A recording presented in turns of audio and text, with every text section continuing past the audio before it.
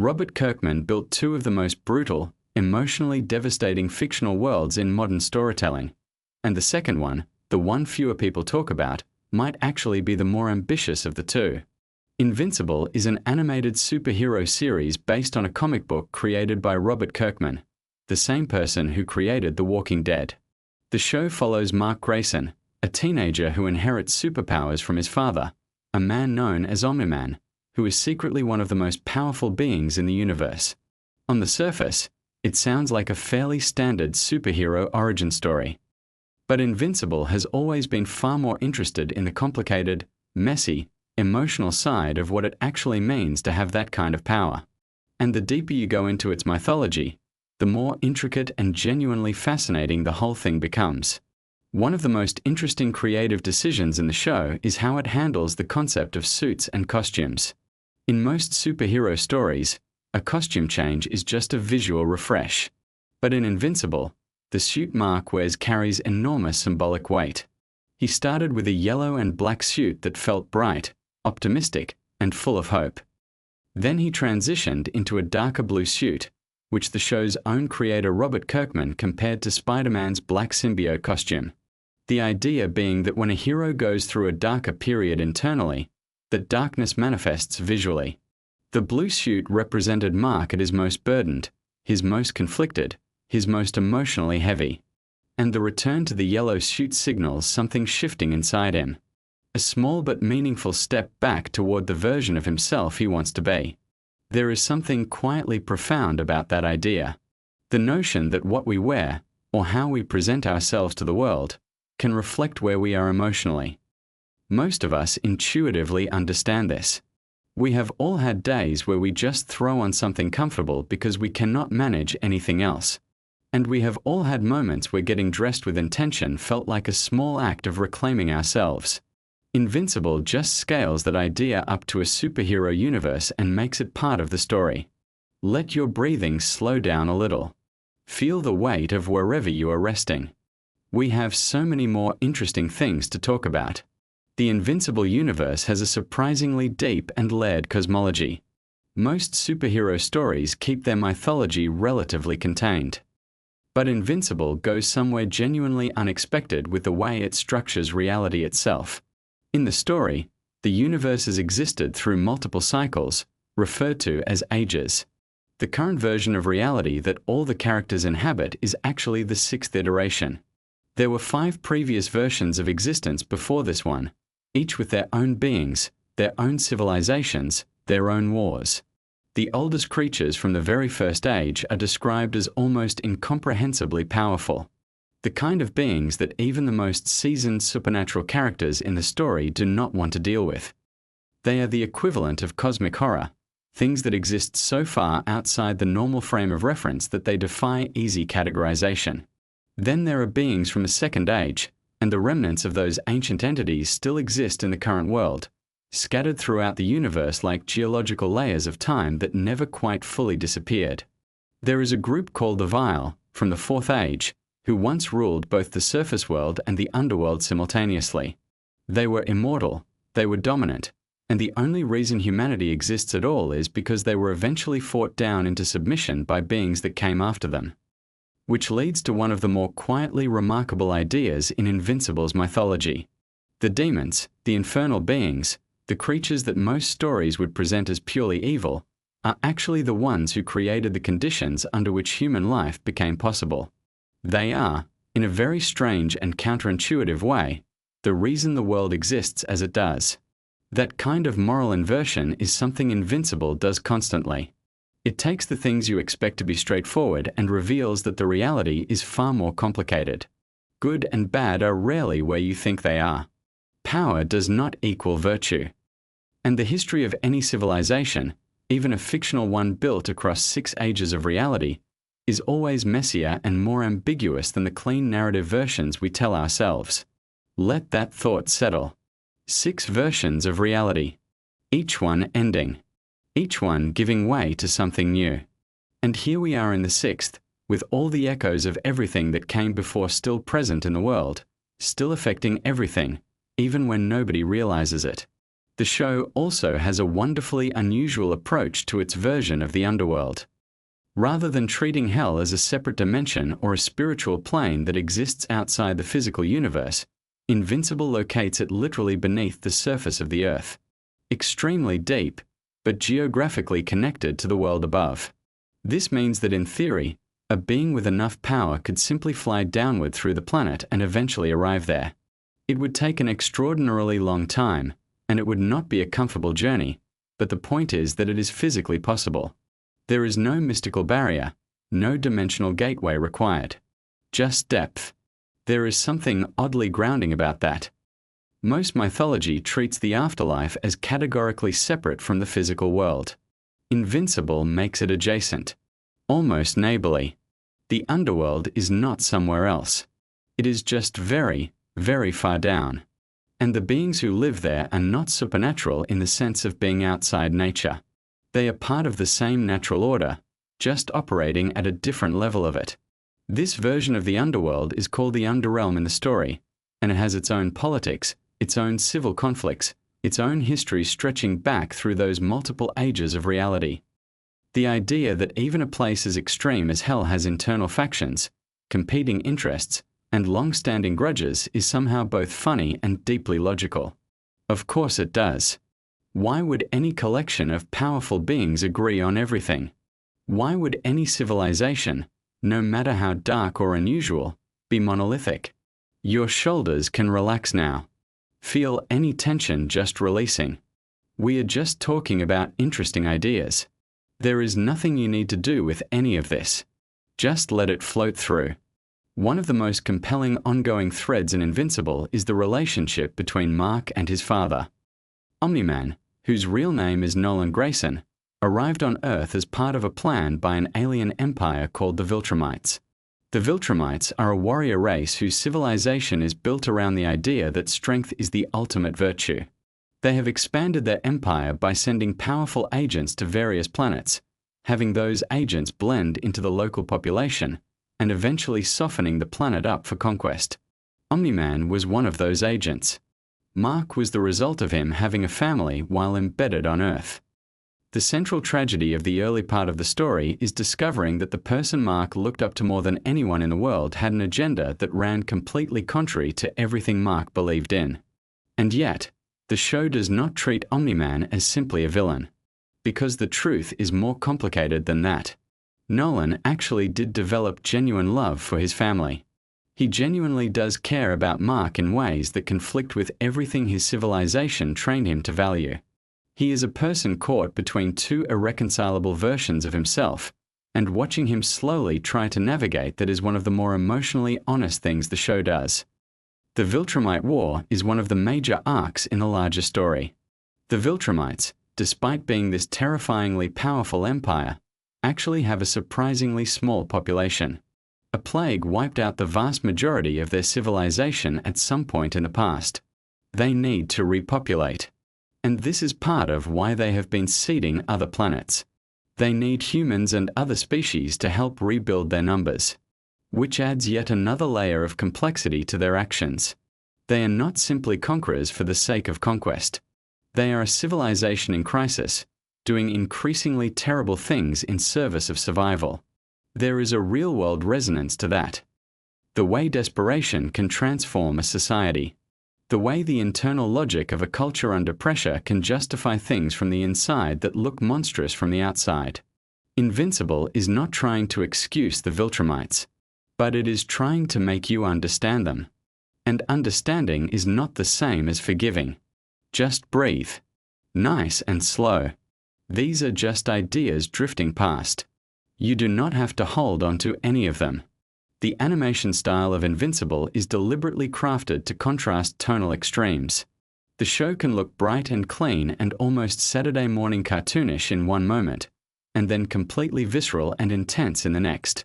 This was an intentional creative choice.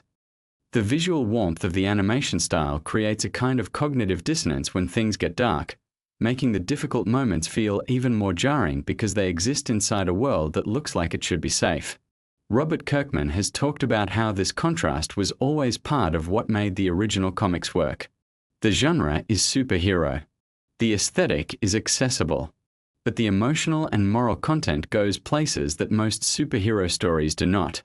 And by wrapping difficult ideas inside a familiar package, the story gets to do things that a more obviously grim presentation would not be able to do as effectively. You are comfortable. You are engaged. And then something happens that genuinely surprises you.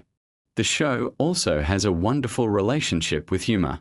Even in its darkest episodes, there is comedy woven through.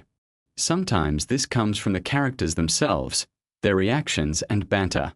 Sometimes it comes from the show being meta about its own production. The animators have built in visual jokes about the economics of animation, moments where the camera cuts away from something that would have been expensive to animate, or where characters reference the difficulty of what they are being asked to do in ways that wink at the audience.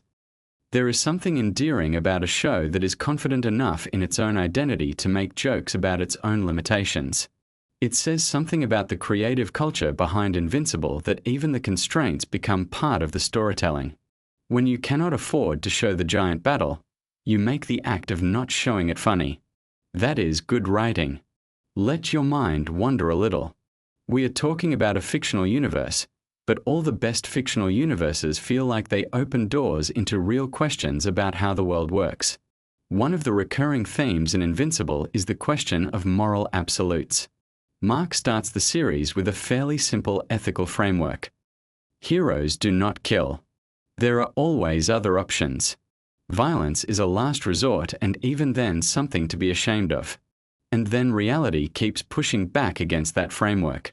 Situation after situation arises where the clean ethical answer does not exist, where every available option has a cost, where doing nothing is itself a choice with consequences. This is not a show that glorifies violence. Quite the opposite. Every act of violence in Invincible has weight. There is always something lost. But the show is equally unwilling to pretend that pacifism is always available as an option. Sometimes the world puts you in situations where refusing to act causes as much harm as acting. And learning to live with that complexity, to make difficult choices and keep going, is presented as part of what maturity actually looks like. Most superhero stories avoid this question by engineering situations where the hero always has a clean out. Invincible is specifically interested in the situations where there is no clean out. And watching Mark develop the emotional and moral vocabulary to navigate those situations is one of the most genuinely compelling character arcs in recent animated television. Your body is probably feeling quite heavy now. That comfortable, sinking feeling of being close to sleep. Stay with that. These ideas will still be here, drifting. The character of Damien Darkblood is one of the more interesting supporting players in the Invincible universe. He is a demon detective, and his entire existence is built around contradiction. He is a creature of the underworld who functions as an investigator of truth. He has a past that includes betrayal and redemption, and he serves as a kind of spiritual mirror for Mark in certain storylines, reflecting back the idea that complicated histories do not disqualify anyone from doing meaningful work in the present. The idea of a detective in hell is funny on its face, but it also opens up interesting questions. What does it mean to seek truth in a place defined by deception and punishment? What does justice look like in a context where every soul there presumably did something to end up there? The show does not answer these questions exhaustively, but it asks them, and the asking is valuable. There is a moment in the story where Damien gives Mark something that functions as the highest compliment he can offer. He tells Mark there is a detective inside him. What he means is that Mark has the capacity to look at a complicated situation, resist the easy answer, and keep searching for what is actually true. In the context of Mark's moral journey, that is a profound thing to be told. Especially by someone who has spent existence in a place built around things being what they appear to be rather than what they actually are. Let that image rest in your mind. A detective in hell, looking for truth in the most unlikely place. Sometimes that is what growing up feels like too. Trying to find something solid and real in situations that seem designed to obscure it. The world building in Invincible extends beyond the supernatural. The Viltrumite civilization has its own history, its own culture, its own internal logic. Their obsession with strength is not simply arrogance. It is the product of a species that survived by being the most powerful force anywhere they encountered. Their values formed around that survival pressure and calcified over millennia into something that looks from the outside like cruelty but feels from the inside like pragmatism. They believe weakness is genuinely dangerous, not just for individuals but for civilizations. And their history gives them some evidence for that belief, even if the conclusions they draw from it are ones most people would reject. Understanding how a culture's values emerge from its history is one of those endlessly interesting threads to pull on. Every value system makes sense from inside itself. The question is always what assumptions are built into the foundation, what experiences shape those assumptions, and whether those assumptions still apply in the world as it currently exists. Invincible uses the Viltrumites to make that question tangible and dramatic. Your breathing is slow and even. There is no rush. The story will still be there whenever you want to return to it. One of the smaller but genuinely charming details of the Invincible universe is the way it handles the existence of monsters. Not narrative monsters or metaphorical monsters, but actual large creatures that appear throughout the story. The explanation for these beings is that they are remnants, leftover traces of previous ages of reality. The universe has reset itself multiple times, and each time it does, not everything from the previous version simply vanishes. Some things persist. Some things survive the transition. The older the creature, the more powerful it tends to be.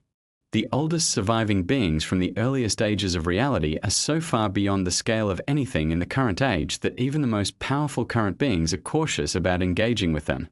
They are not evil in any conventional sense. They are just ancient, predating any framework of morality or civilization that currently exists. They are, in a sense, the universe's memory of itself. There is something poetic about that. The idea that even after everything ends and everything begins again, some things remain. Some things carry through. The universe forgets everything except what refuses to be forgotten. And perhaps that is a thought to carry into sleep with you tonight. That things persist. That the interesting, complicated, layered history of anything, a civilization, a universe, a person, does not simply vanish. It accumulates. It echoes. And sometimes those echoes are the most important part. Invincible is a show that takes superhero storytelling seriously while never losing its sense of play. It builds a universe with genuine depth and then populates that universe with characters who feel like they have real interiority, real histories, real contradictions. The moral questions it raises are not simple. The answers it offers, when it offers them, are not clean. But that is what makes it interesting. That is what makes it worth paying attention to. The Viltrumite war that looms over the current story is not just a military conflict. It is a reckoning. For Mark, for Nolan, for the whole question of what Earth is and what it deserves to be. The stakes are not just physical. They are existential in the most literal sense. And the way the story is building toward that reckoning, layering in mythology and character development and moral complexity, suggests that whatever comes next will be worth the wait. But for now, there is nothing you need to do about any of that. The story will unfold in its own time. The Viltrumites will have their war. Mark will figure out who he is. Damien Darkblood will investigate whatever needs investigating. And somewhere deep beneath the surface of a fictional Earth, in a place called the Underrealm that is not quite hell and not quite anywhere else, beings from the fifth age of reality will continue their ancient conflicts. You can let all of that drift now. Let the images go soft. The yellow suit. The deep fall. The old monsters sleeping in the dark. The sixth version of reality, carrying all the echoes of the five that came before. There is something reassuring about a story that takes its own mythology seriously. That builds something with enough depth that even the corners of it are interesting. That treats its audience as capable of caring about complicated things. And there is something reassuring too about the idea at the center of Mark's arc. That it is possible to go through very dark periods and come back. That the yellow suit was always there, kept waiting, because the person who made it believed that eventually the one who needed it would find their way back to it. That is a good thought to rest with. Things kept in good faith. Things waiting patiently. People finding their way back to who they want to be. One small decision at a time. Sleep well. The universe is very large and very old and very interesting, and it will all still be there when you wake up. Robert Kirkman built one universe where civilization collapses, and another where a teenage boy discovers his father has been lying to the entire human race. Settle in, because the second one is far stranger than the first. Invincible is an animated superhero series streaming on Amazon Prime Video, and it is based on a comic book series created by Robert Kirkman. If that name sounds familiar to you, it should, because Robert Kirkman is also the mind behind The Walking Dead. He has a real gift for taking familiar genre concepts and twisting them in unexpected directions, adding moral complexity and emotional weight that you just do not find in more traditional superhero stories. Invincible is very much a product of that same sensibility. On the surface, it looks like a colorful animated superhero show, but underneath it is dealing with themes of identity, legacy, trauma, and what it actually means to be good in a universe that does not always reward good behavior. The show follows a teenager named Mark Grayson, who goes by the superhero name Invincible. Mark lives in a world where superheroes are real and relatively common, but his situation is particularly unique because his father, Nolan Grayson, is Omni-Man, one of the most powerful beings on the planet. Nolan is essentially the Superman figure of this universe, beloved by humanity, respected by governments, trusted by everyone. And for most of his childhood, Mark grew up proud to be his son, proud to eventually develop his own powers, and excited to follow in his father's footsteps as a protector of Earth. The show does something genuinely interesting with this father and son dynamic. It builds up that sense of admiration and connection between Mark and his father for long enough that you feel it too as a viewer. You understand why Mark idolizes him. And then when the show reveals that Nolan has been hiding a much darker purpose all along, it lands with real emotional impact. Nolan is not actually from a peaceful civilization. He is a Viltrumite, a member of an extremely powerful warrior race whose true goal is galactic conquest, not protection. The Viltrumite civilization is one of the most compelling elements of the entire Invincible story. These are beings of extraordinary physical power, capable of surviving in space, flying at tremendous speeds, healing from almost any injury, and living for thousands of years. Some Viltrumites in the story are tens of thousands of years old. One character named Argol is noted to have been around 12,000 years before the events of the story, and he would have lived considerably longer if circumstances had not cut his life short. For Viltrumites, a human lifetime is barely a blip on the timeline. 1,000 years is something they can wait through with patience, treating it as a minor inconvenience rather than an eternity. This longevity is part of what makes the Viltrumite threat so difficult to deal with. They are not in a rush. They can afford to play long games, to plan across centuries, to let things develop slowly in their favor. And this is central to one of the most significant storylines in the show, which involves something called the Great Resurgence. The Great Resurgence is essentially a grand plan for cultural and biological survival. After a devastating conflict reduces the number of pure Viltrumites to a very small group, the remaining warriors are ordered to spread out across Earth, integrate themselves into human society, have children, and rebuild their population from within. The idea is that Viltrumite genetics are so dominant that even half Viltrumite children will carry the strength, speed, and longevity of their Viltrumite parent. Over generations, this would gradually increase the number of Viltrumite-capable beings in the galaxy without requiring a direct military campaign.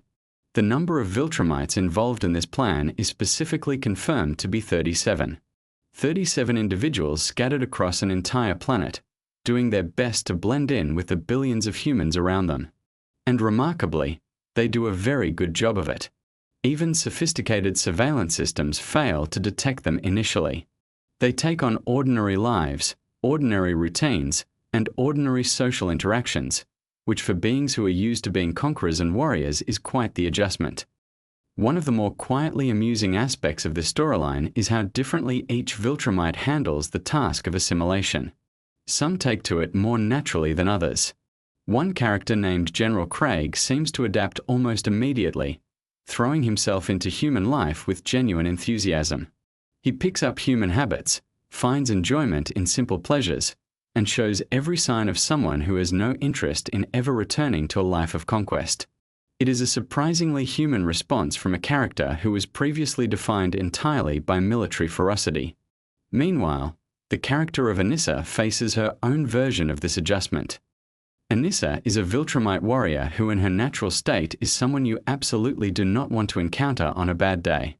The idea of her being instructed to be pleasant, sociable, and non-threatening to the humans around her is inherently loaded with tension. And the show uses that tension well, showing us just how much discipline it takes for someone like her to operate within these new expectations. The architect of all this is Thrag, who holds the title of Grand Regent of the Viltrumite people.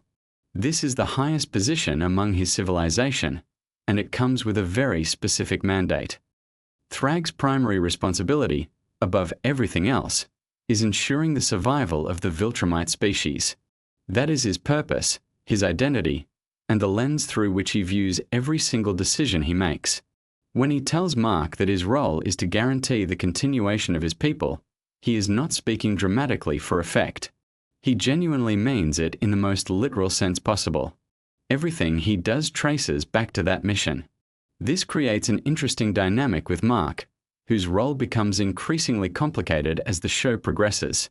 Mark is half Viltrumite himself, the son of Nolan, and therefore carries that same genetic heritage.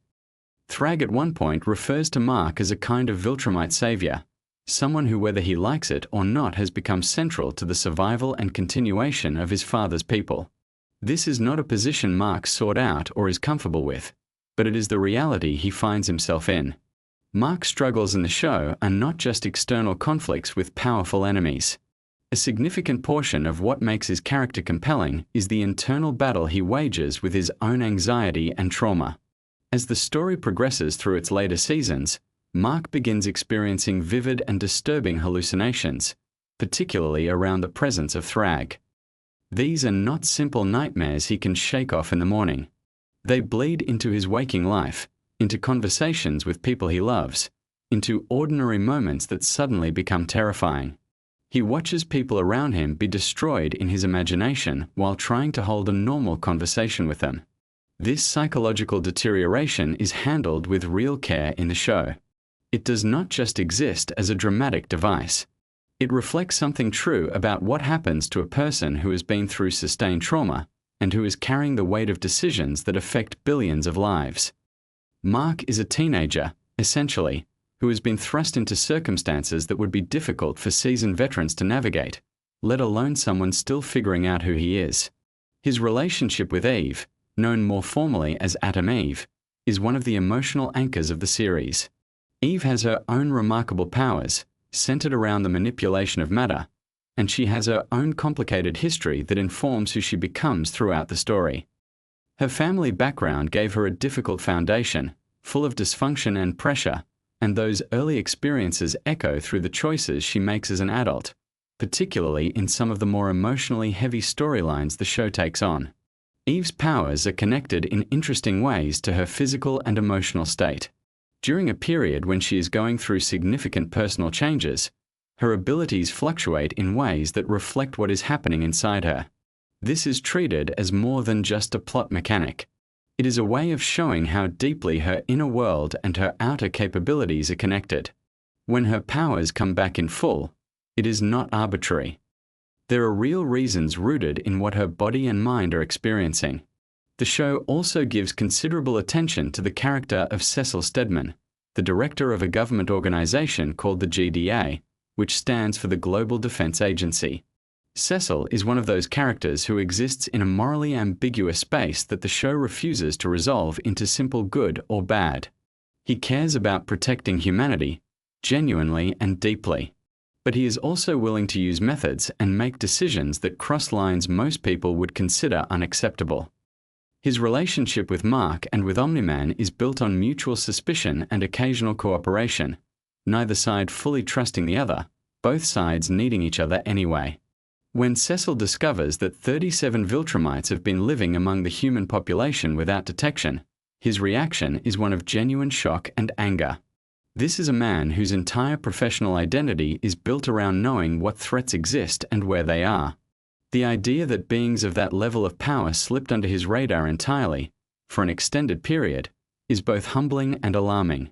It forces a recalibration of what he thought he was capable of monitoring. On the cosmic side of things, the show introduces viewers to a much larger universe through storylines involving the Coalition of Planets, a multi-species alliance that exists partly in opposition to Viltrumite expansion. A character named Alan, the alien, plays an increasingly important role in the Coalition's leadership, and his arc involves grappling with enormous moral decisions. At one point, he comes into possession of something called the Scourge virus, a biological weapon specifically engineered to be lethal to Viltrumites. The terrible catch is that because Viltrumite genetics have now mixed with human genetics, using the virus would also threaten billions of innocent people. This is exactly the kind of dilemma that Invincible loves to present. There is no clean answer. Using the virus could solve one problem while creating a catastrophe of entirely different proportions. Not using it leaves a threat in place that has the potential to reshape the future of Earth. Alan, for all that he is now in a position of significant authority, is fundamentally a decent person trying to do the right thing in a situation where right and wrong have become deeply entangled. The show also has a storyline involving two heroes named Robot and Monster Girl, who become trapped in another dimension entirely. This dimension, called the Flexen dimension, has a different relationship with time than the regular universe. Time moves significantly faster there, meaning that while very little time may pass for people in the main world, Robot and Monster Girl are experiencing much longer stretches. The adventures and experiences they accumulate there are extensive, and the process of eventually understanding and communicating what happened to them becomes its own narrative challenge. Efforts by the GDA to open a portal to the Flexen dimension in order to rescue them prove complicated and occasionally dangerous, as these kinds of interdimensional experiments tend to be. When a portal does open inadvertently to the wrong dimension and something very large and very alarming starts to come through, the decision is made to abandon the active rescue approach and trust that Robot and Monster Girl will find a way back on their own. Nolan Grayson, Mark's father, goes on his own journey of change throughout the series. His path from feared antagonist to something more nuanced is one of the show's longer arcs. He is not simply redeemed in a neat way. The process is slow, contested, and complicated by the fact that the harm he caused cannot be undone. Characters who were hurt by what he did do not simply forgive him because he has started behaving differently.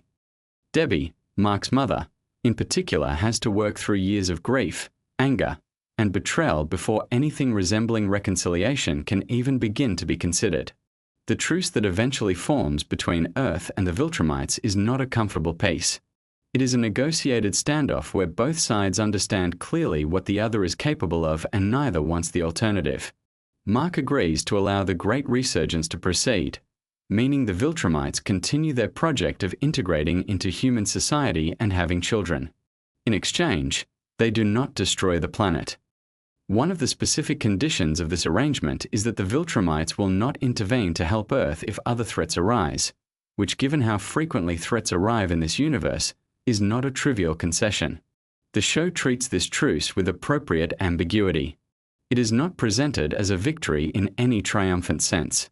It is more like Mark looking at the available options and selecting the one that keeps the people he loves alive in the immediate future, while creating a set of complicated long-term consequences that he will have to live with.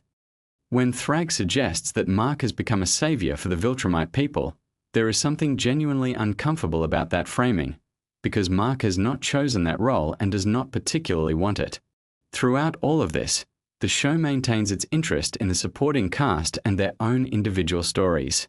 William, Mark's closest friend, has moments that ground the narrative in something more ordinary and relatable. The contrast between the cosmic scale of what Mark is dealing with and the more personal human concerns of the people around him is something the show handles with skill. Not everyone in Mark's life can fully comprehend the scope of what he is navigating, and that gap creates its own kind of loneliness. The animation style of Invincible is deliberately constructed to lull you into a certain sense of familiarity before it disrupts that comfort. It is bright and detailed, with character designs that feel welcoming and expressive. And then when violence or darkness arrives, which it does in this show, it hits harder because of the contrast. The creative team has spoken about this as an intentional choice rooted in how the original comics worked. The artwork in the comics had a clean, almost cheerful quality that made the darker moments land with more force. Robert Kirkman completed the Invincible comic book series some years before the animated show caught up to those storylines, which means the destination of these characters is already written down somewhere.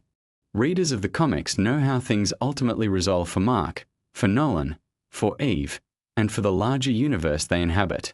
But the show adapts and adjusts as it goes, adding new sequences, altering pacing, and occasionally changing the specifics of how events unfold while maintaining the emotional core of what the comics established. The show has been renewed through its 5th season, with discussions about additional seasons likely happening behind the scenes at Amazon. Kirkman himself has expressed a desire to continue the story for as long as the show runs, and there is plenty of source material to draw from.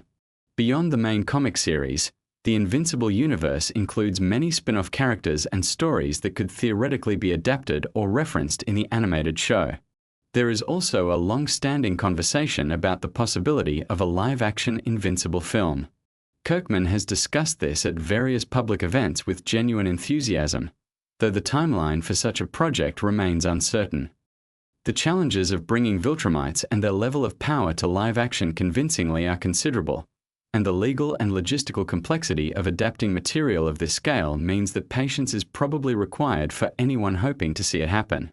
For now, the animated series continues to be one of the most discussed superhero stories currently in production, drawing in audiences who might not have previously read the comics and giving longtime fans a chance to see these characters rendered in motion with full voice performances. So there you have it. The world of Invincible is vast, complicated, morally rich, and endlessly interesting to think about. Whether you are a longtime fan of the comics, someone who discovered the show first, or just someone who wanted something interesting to drift off to tonight, hopefully these facts have given you something worth carrying into your dreams. The universe will keep spinning, the Viltrumites will keep assimilating, and Mark Grayson will keep trying to figure out how to be both a good superhero and a good person at the same time. Sleep well, and we will be here next time with more fascinating facts to help you rest. Robert Kirkman built a universe so detailed that even the corners of it have history, and tonight, those quiet corners are yours to drift through. So let's begin at the beginning. Or rather, before the beginning. Because the world of Invincible, in so many ways, is about what happened long before the story we see on screen or read on the page.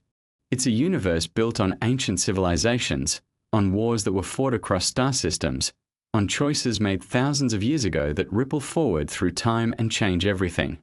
And there's something genuinely soothing about that kind of storytelling.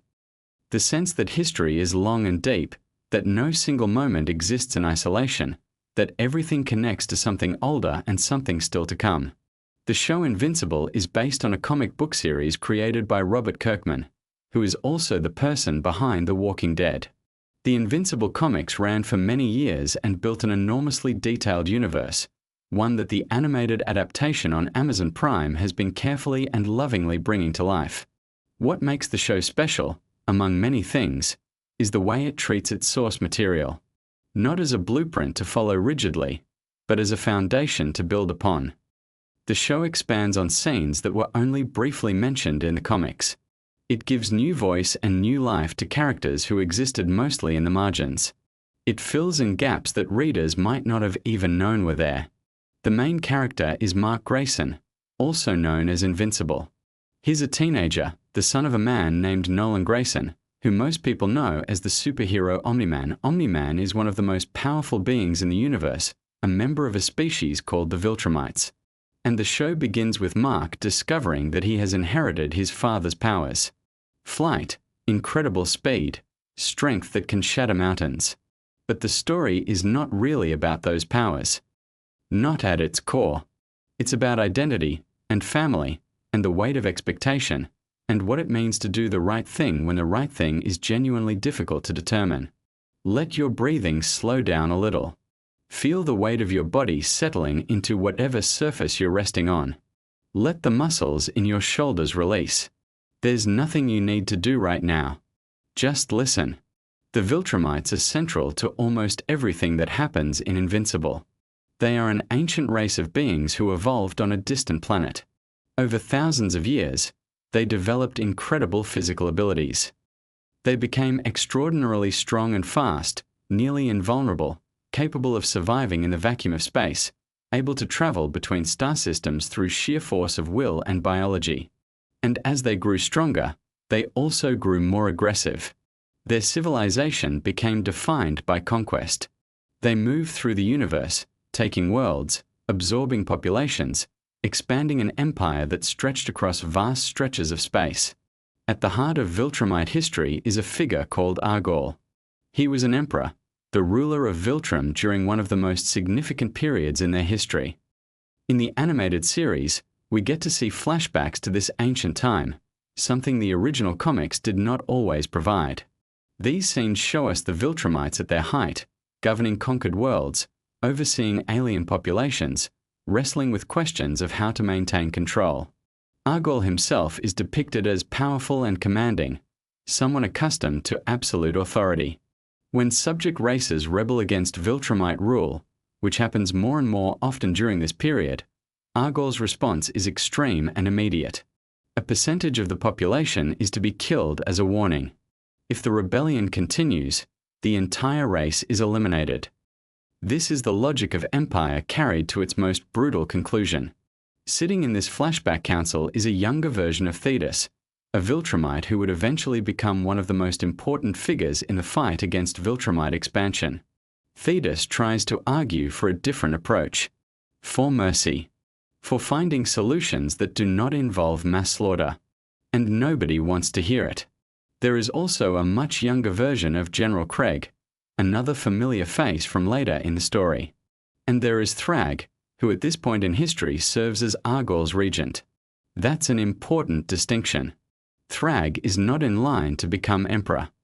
His role as regent is to manage the day-to-day business of governing the empire while Argol rules, and to hold the throne if something happens before an heir can be located. The question of Argol's heirs is one of the more intriguing threads running through this part of the story, and it connects to revelations that are still unfolding. Let your eyes close fully if they haven't already. Picture the darkness of deep space. Not the terrifying emptiness of it, but the quiet, the stillness. Countless stars scattered across an infinite canvas, each one a sun to worlds you'll never see. There is something deeply peaceful about imagining the scale of it.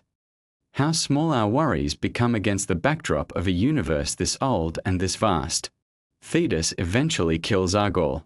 He does it using a weapon made from Viltrumite bone, which is one of the few materials hard enough to pierce Viltrumite skin.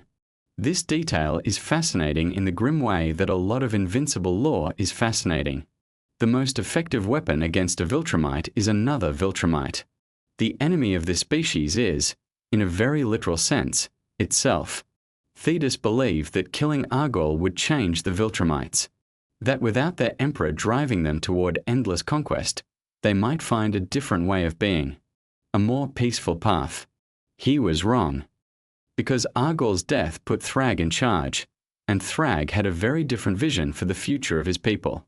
Argol's casket is placed before the throne. His skull rests on top of it. Thrag sits on the throne and looks at it every day. He speaks to it. In the comics and the show both, this is one of those details that reveals so much about a character without requiring any explanation. Thrag is not simply a conqueror.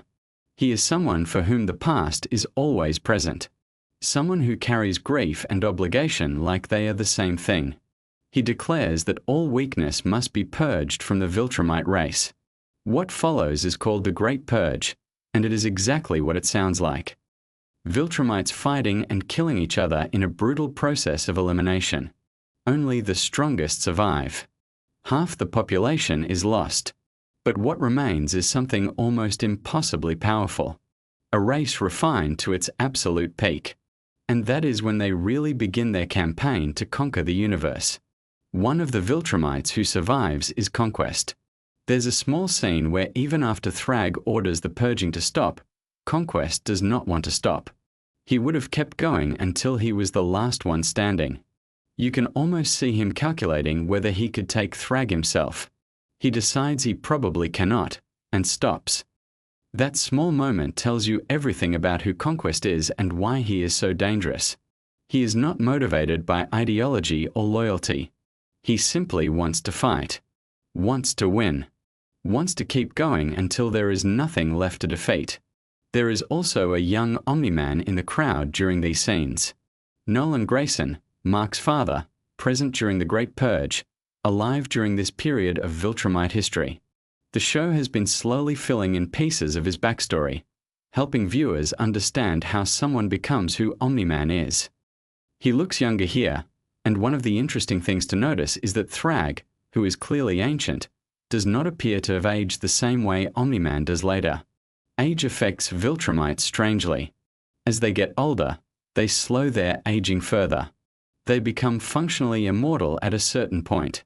But the exact reasons why some of them age in particular ways is tied to genetics and battle history, and things the story is still slowly revealing. Let the weight of your eyelids settle. There's no rush. The story will still be here, moving gently forward, whether you're fully awake or half dreaming. Just let it carry you. After the flashback ends, we return to the present-day story of the show, which takes place on a world called Telescria, the home base of the Coalition of Planets. The Coalition is an alliance formed specifically to oppose the Viltrumite Empire, and it is led by Thetis, the same Thetis who killed Argol thousands of years before. He has spent millennia working against the empire he once served. He has recruited aliens and humans and half-Viltrumites and anyone else willing to fight. And now, they face their best opportunity to strike. Thrag and a small number of Viltrumites have retreated to their home planet of Viltrum. The larger Viltrumite forces are scattered across the universe, returning from their various postings and conquests. If the Coalition can strike now, before those forces reassemble, they have a chance. Not a great chance, but a chance. Thetis believes that killing Thrag is the key. Without their leader, the Viltrumites will fragment. The unity that makes them so dangerous would collapse, and they could be dealt with one or two at a time. The mathematics of the plan are brutal but straightforward.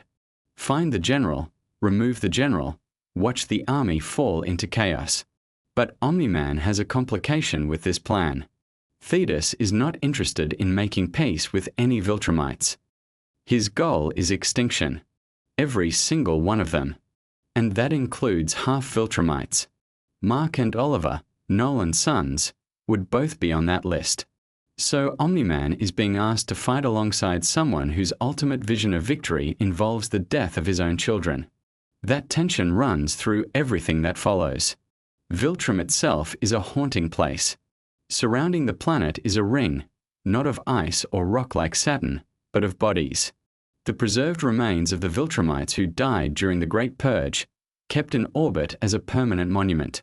Omni-Man explains this to Oliver when they arrive. The ring exists as a reminder of weakness. Every time a Viltrumite left the planet or returned to it, they saw those bodies. A constant lesson. A constant shame. A civilization that had literally turned its own dead into propaganda. The fight at Viltrum is enormous. Multiple simultaneous battles happening across and inside the planet. Thrag at the center of all of it, effortlessly handling challenger after challenger. Omni-Man goes after him. Then Mark.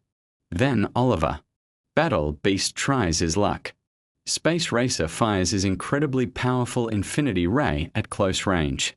And Thrag is essentially unbothered by all of it. There is a moment where Mark, who recently killed a Viltrumite named Conquest, announces this fact during the battle. And even the Viltrumites fighting all around them pause. Even Anissa, who has been physically dominating Mark throughout this fight, looks at him differently. Even Thrag is genuinely impressed. He invites Mark to hit him at full strength. Mark does. It does not move Thrag even slightly. Not a single hair displaced. The animation of this moment is apparently stunning, using visual techniques that make Thrag look not just powerful but elemental, like a force of nature that has simply been given a face. Breathe slowly. In through the nose, out through the mouth. Let your jaw unclench. Let your hands relax open. The story continues at its own gentle pace, and you are exactly where you're supposed to be. The planet Viltrum is ultimately destroyed.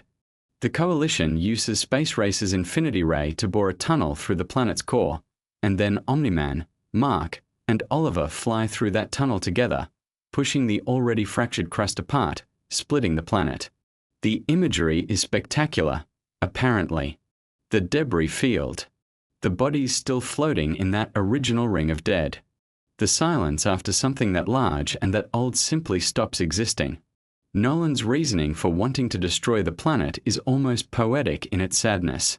He sees Viltrum not as a home but as a tomb. A monument to everything wrong with what his people became. While it exists, the Viltrumites can never truly change. So he helps erase it from the universe.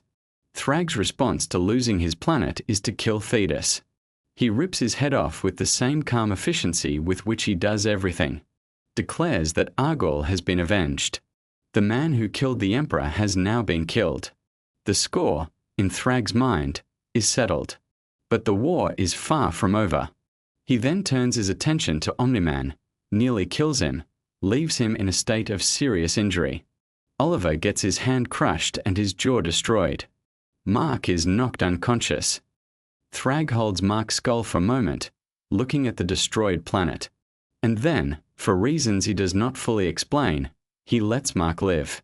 He says he does not want to see more Viltrumites die. But the show seems to be suggesting there is another reason. One tied to things not yet revealed. He then orders the surviving Viltrumites to make for Earth. The plan has changed completely. They no longer have a home planet, so they will take one. Earth is now the target. The Viltrumite remnants will conquer it, settle it, use its human population to rebuild their numbers through interbreeding, and begin again. The empire that lost its home will make a new one out of the world Mark has spent his entire life protecting. There is a gap of several weeks in the story after this battle. Time for people to heal. Alan, a character from the Coalition, is named the new leader now that Thetis is gone. Everyone recovers.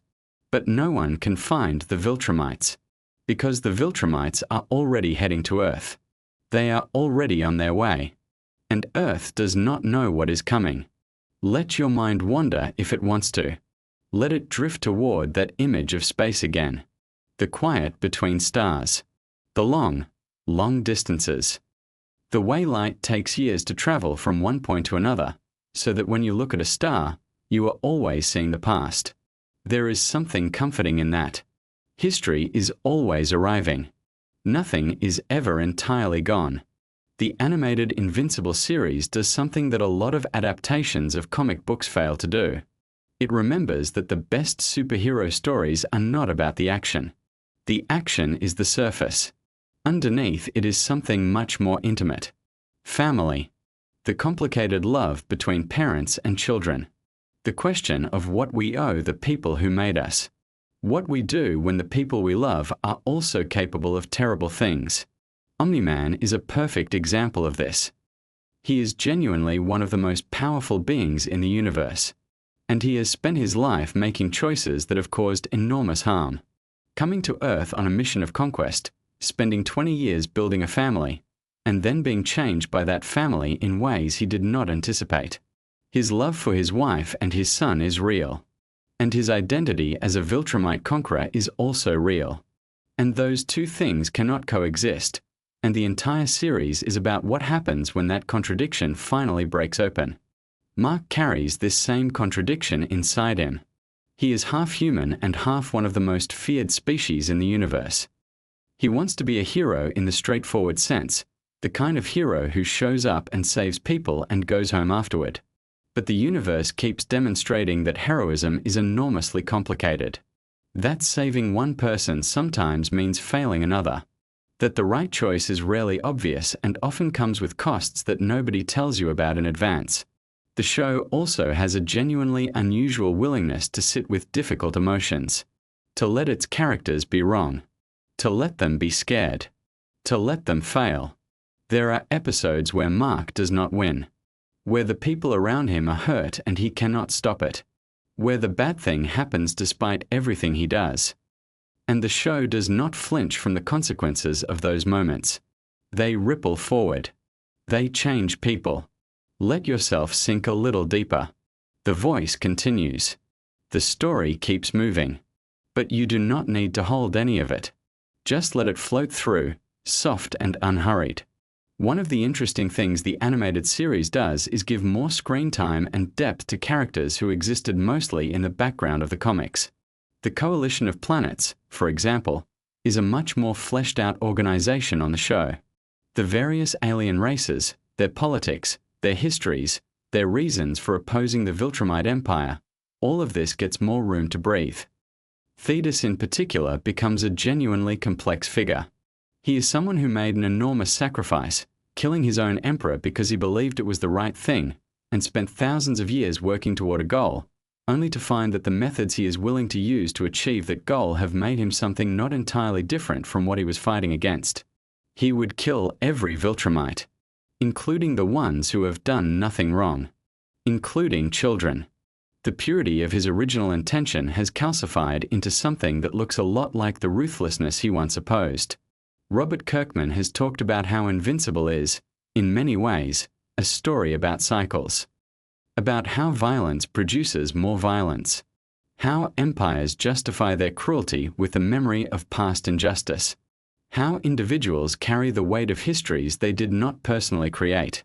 Mark is the person in this story who has the best chance of breaking one of these cycles. He has access to both the human and the Viltrumite parts of the universe. He is loved by people on both sides. He has, potentially, the ability to find a path that nobody else can find. But the story is honest about how difficult that is. How many things stand in the way. How many powerful people have decided that the cycle must continue. The voice acting in the animated series has been widely praised. The cast is genuinely remarkable. Stephen Yeun voices Mark with a kind of earnest energy that makes you root for him even when he is making obvious mistakes. J.K. Simmons voices Omni-Man with a gravitas that makes every scene feel significant. Sandra Oh plays Mark's mother Debbie with real emotional precision. And there are dozens of guest voices throughout the series, including some surprising choices that speak to the passion of the people making it. The connection between Invincible and Transformers, for example, is more than coincidental. Robert Kirkman grew up deeply devoted to Transformers. It was one of the defining pop culture loves of his life. When casting Thetis, he reached out to Peter Cullen, who has voiced Optimus Prime for decades. And when it came time to use the character of Argyle, Kirkman wanted Frank Welker, the voice of Megatron. Getting both of these voices into the same animated universe was clearly deeply meaningful to him. His company Skybound even publishes Transformers comics, completing a circle that started with a kid watching cartoons and grew into someone who got to build universes of his own. Your breathing is slower now. The tension in your body has eased. The day is further away than it was when we started. The thoughts that were loud before are quieter. The story has been doing its work, gently and without hurry, filling the space where anxiety usually lives. The planet Viltrum, before it was destroyed in the show, had orbited its star for longer than human civilization has existed. The ring of dead surrounding it had been there for thousands of years. Thrag had sat on his throne, looking at Argyle's skull, for longer than most of the other characters in the story have been alive. There is something that the show does with time that is unusual for superhero storytelling. It takes the long view. It reminds you that civilizations rise and collapse, that the strongest empires eventually face their reckoning, that the most powerful individual is still finite, still mortal in some sense, still subject to the slow pressure of history.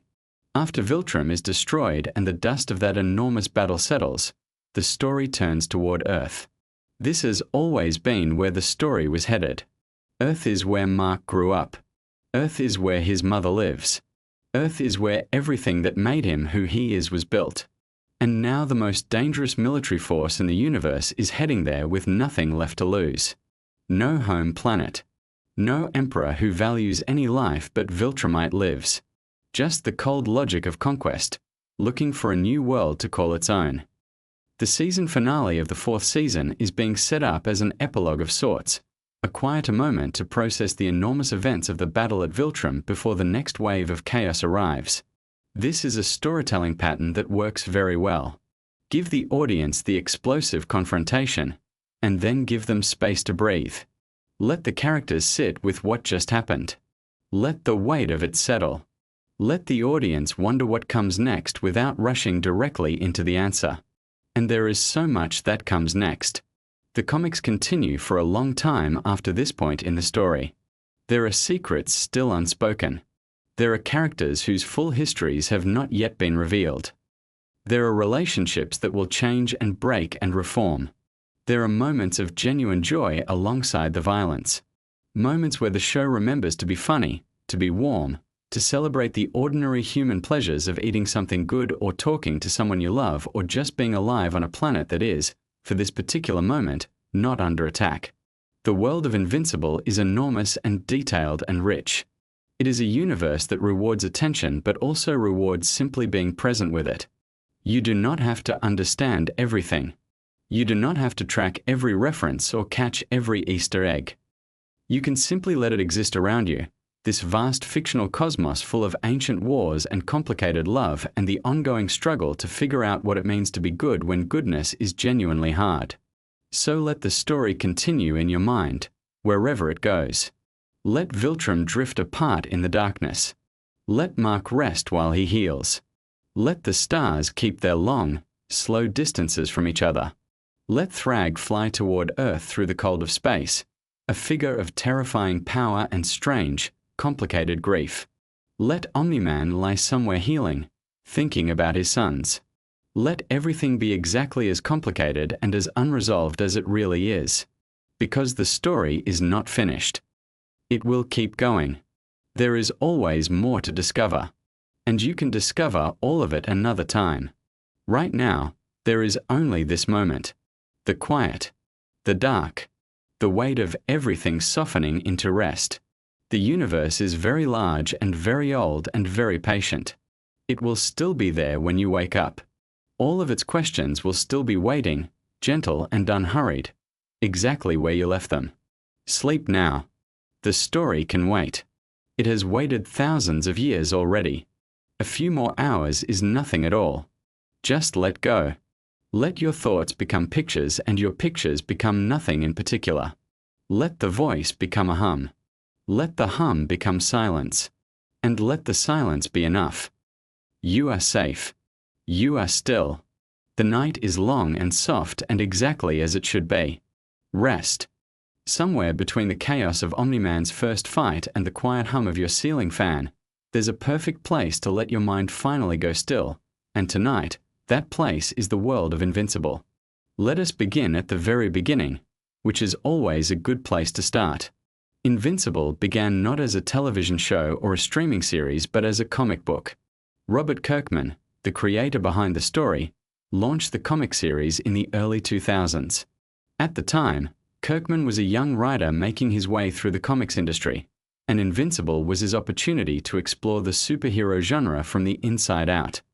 The story centers on Mark Grayson, a teenager whose father is the most powerful superhero on Earth. For most of his life, Mark grows up in the shadow of his famous dad, waiting to see if he will inherit any abilities of his own. When his powers do eventually arrive, it feels at first like the beginning of a classic superhero story. But Invincible was never really a classic superhero story in the traditional sense. It was always something more complicated, more emotionally honest, and considerably more willing to go to dark and unexpected places. The comics ran for many years and eventually reached a satisfying conclusion, which is actually somewhat rare for superhero comics. Robert Kirkman wrote the ending himself and brought the story to a genuine close, something that fans of long-running comic series do not always get to experience. The entire run of the comic is available to read, which means that anyone curious about where the animated show is headed can peek ahead and get a sense of the journey that lies before the characters. The show adapts these comics with a great deal of faithfulness, though Kirkman himself has talked openly about the ways he uses the animated version as a chance to revisit and rework certain elements of the original story. As he has described it, there are things he wrote when he was younger that he looks back on with a critical eye, and the show gives him the opportunity to make different choices, to smooth out rough edges, or to expand on moments that felt underdeveloped the first time around. One of the most striking things about how the animated show handles its source material is how it balances large-scale spectacle with intimate character moments. The show is not afraid to slow down and spend time with its characters outside of the action. It wants you to understand who these people are, what they want, what they fear, and what they are willing to sacrifice. That emotional investment is part of what makes the bigger dramatic moments land with such weight. When something difficult happens to a character you have grown to care about, it genuinely hurts in a way that superhero stories do not always manage to achieve. Now close your eyes for just a moment if you like. Imagine the opening moments of the very first episode. A neighborhood, a house, an ordinary family having breakfast. Everything looks perfectly normal, almost aggressively so. That contrast between the mundane and the extraordinary is something the show uses brilliantly throughout its run. The quiet moments make the loud ones louder. The ordinary scenes make the strange ones stranger. It is a deliberate and effective creative choice that runs like a thread through the entire series. Mark's character arc across the seasons is one of the most genuinely compelling in modern animated storytelling. He starts out optimistic, earnest, and full of the kind of idealism that a young person discovers when they first realize they have the power to help others. He believes in a code. He believes that being a hero means not crossing certain lines. And then the world begins to test that belief in increasingly severe ways. Each season finds new ways to challenge his assumptions, to put pressure on his principles, and to force him to reckon with the gap between the hero he wants to be and the reality of what protecting people sometimes requires. It is the kind of character development that takes years to build properly, and the show gives itself the time to do it right. The voice cast assembled for Invincible is genuinely extraordinary. Stephen Yeun brings a warmth and vulnerability to Mark that feels completely authentic. You believe in his hope and you feel his exhaustion. J.K. Simmons voices Nolan Grayson, Mark's father, and the weight and complexity he brings to that role is remarkable. Nolan is not a simple character. He is someone with a long and complicated history, a being who has lived for centuries and carries all of that with him in every conversation and every decision. The way the show explores his relationship with his son, the layers of love and betrayal and eventual reconciliation, is some of the finest dramatic writing in recent animation. Sandra Oh voices Debbie, Mark's mother, and her performance is an anchor for the emotional reality of the show. While the superhero elements involve cosmic battles and alien empires and interdimensional conflicts, Debbie's story is fundamentally about a person whose life was built on a foundation that turned out to be something other than what she believed. Her journey is one of grief and survival and the slow, difficult work of rebuilding yourself after a devastating loss of trust. The show takes her seriously as a character, giving her storylines and development that go well beyond what the original comics provided, which is one of those deliberate additions that Kirkman has embraced as a way of enriching the story. The animation style of Invincible is distinctive. It leans into a certain kind of comic book aesthetic while also committing to moments of real visual intensity. The action sequences do not shy away from consequence. In the superhero genre, there has historically been a tendency to sanitize violence, to make the battles feel exciting and consequence-free. Invincible takes a different approach. The physical reality of these conflicts is made apparent. Characters get hurt. Environments get destroyed. The stakes feel genuine because the show is willing to show you what those stakes actually mean. This commitment to consequence is part of what gives the show its distinctive emotional texture.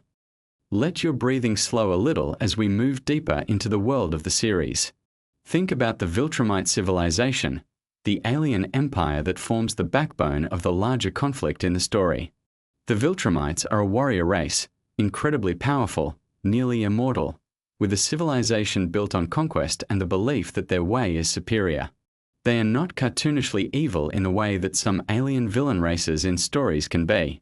They have their own logic, their own history, their own deeply held beliefs about order and strength and the purpose of the universe. What makes them genuinely frightening is not just their power but the sincerity of their conviction. They believe they are right. That kind of ideological certainty, combined with essentially limitless physical capability, makes for a formidable and fascinating antagonist.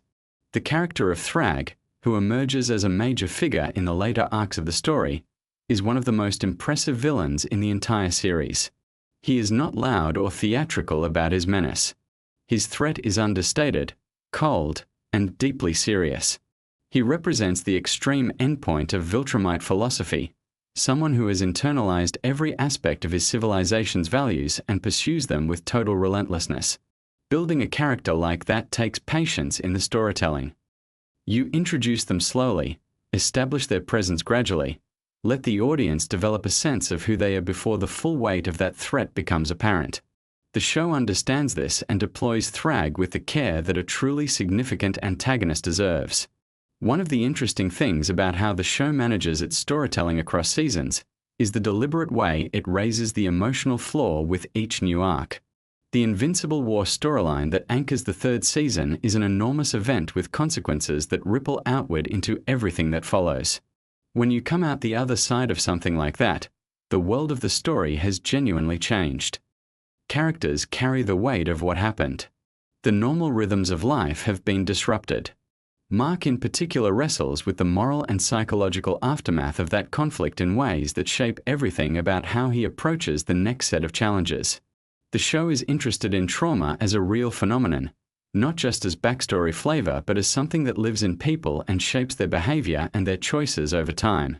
As you settle more deeply into rest, let the familiar details of this universe wash gently over your mind. Think about Cecil Stedman and the Global Defense Agency. Cecil is one of those characters who occupies that morally ambiguous space that great storytelling loves to explore. He is not a villain in any simple sense. He genuinely cares about protecting humanity. But his methods, his willingness to make certain kinds of calculations, to treat individuals as expendable pieces in a larger strategic game, puts him in permanent friction with Mark's more idealistic approach to heroism. What makes the dynamic between them interesting is that neither is simply wrong. Cecil understands things about the world that Mark's optimism sometimes blinds him to. And Mark understands things about what it means to be a person that Cecil's strategic mind sometimes loses sight of. Their relationship is a running argument about how to be good in a complicated world, and it never fully resolves because it is not the kind of question that fully resolves. The show also has a remarkable ensemble of supporting characters who each bring their own textures and stories. Adam Eve is one of the most powerful figures in the series, with abilities that are genuinely extraordinary even within a world full of extraordinary abilities. Her personal history, her relationship to her powers, and her connections to Mark form one of the emotional cores of the show. The choices she makes throughout the story are not always easy ones, and the show honors the complexity of those choices rather than smoothing them into something simpler and more comfortable. William, Mark's best friend, represents something important in the story as well. He is a person navigating an ordinary human life in proximity to extraordinary events. His reactions, his humor, his moments of genuine fear and wonder provide a grounding perspective that the show uses skillfully. In stories about superheroes, the ordinary human characters can sometimes feel like furniture, present mainly to give the powered characters someone to save. Invincible treats its human characters with more respect than that. They have their own lives, their own concerns, their own evolution as the story progresses. The production process behind the animated show is genuinely demanding. The time required to animate an episode of this quality is substantial. Reports from the creators have indicated that a single episode can take somewhere in the region of 8 to 10 months to animate properly. This is one of the reasons why the gaps between seasons can feel long to eager fans. Quality animation at this level is not something that can be rushed without consequence, as the show has learned at certain points when budget and time constraints have made their presence felt in the final product.